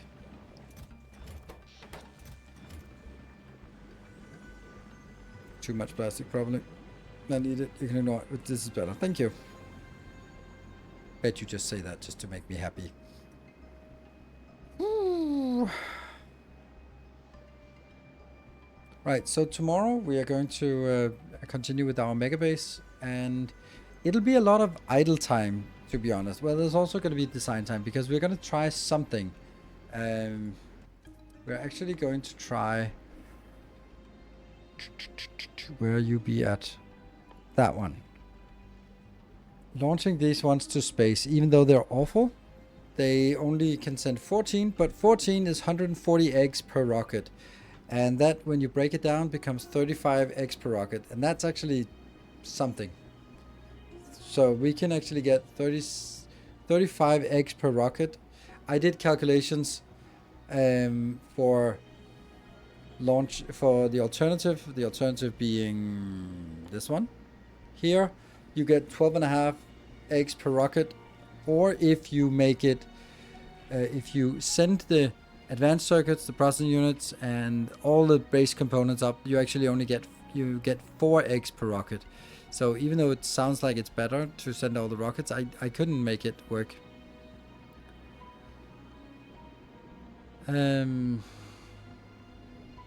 So this one is not good, productivity modules. Even though they can be produced with some productivity gained, and it's just too little. But then I did some very rough calculations and my problem is that I need to produce 50 of these per second.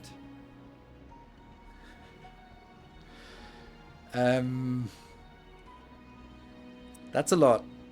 But is it impossible? I don't know.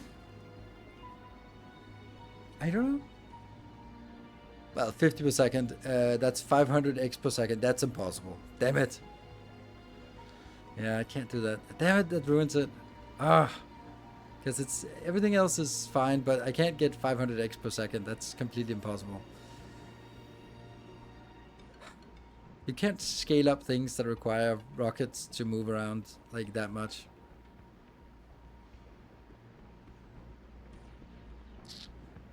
And then maybe back to these juicy croissants. 250 seats per second. Yeah, I mean, you can do that.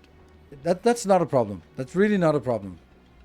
It's big, yes, but it's not a problem. But 500 per second means that I need to launch 5 rockets every second from Novice. That's a little bit much. Consistently, all the time. That's a little bit much.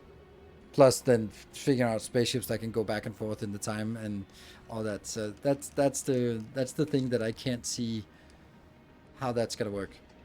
So yeah. But I would like to have it, because where I'm stuck now is that the loop takes 50 seconds from leaving Novice to coming back, not to coming back to Novice, but to leaving Novice again. So basically I'm counting from the first time it starts crafting Prometheum science, which is when it receives the eggs, and then it goes around and out and back again. So in that trip, then since it's 50 minutes and it can't be made any faster, then I can only produce for 30 minutes of that, obviously, because there's 30 minutes of duration on the biter eggs. So if I wanted to keep producing, then I'd have to have some other way to keep producing the 20 minutes. And that's a problem. This stream in a timely fashion. Quite a few things I'd like to rewatch and play around with. Re-upload the stream in a timely fashion. You mean to YouTube? I can't promise that. But I'll upload the save as we end the stream. So you can snatch that from the save game location. VODs are still on, they're either on Twitch or they're on YouTube. But I'll make sure that this one is available. I'll do that now, because I'm kind of, my head is hurting. Oh crap. Well, okay, then it's gonna be called that.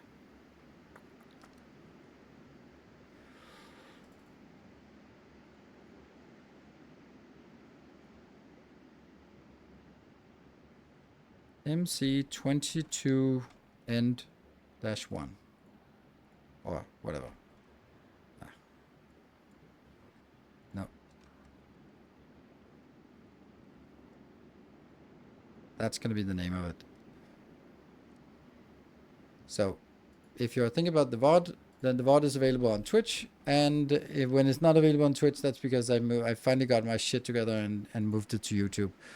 But I'm not going to do that now. But you can always get the save game if you're a Patreon supporter, of course.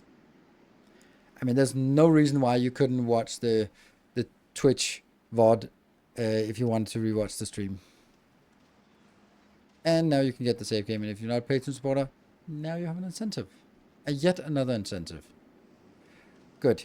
Yeah, we're gonna be wrapping this one up for today.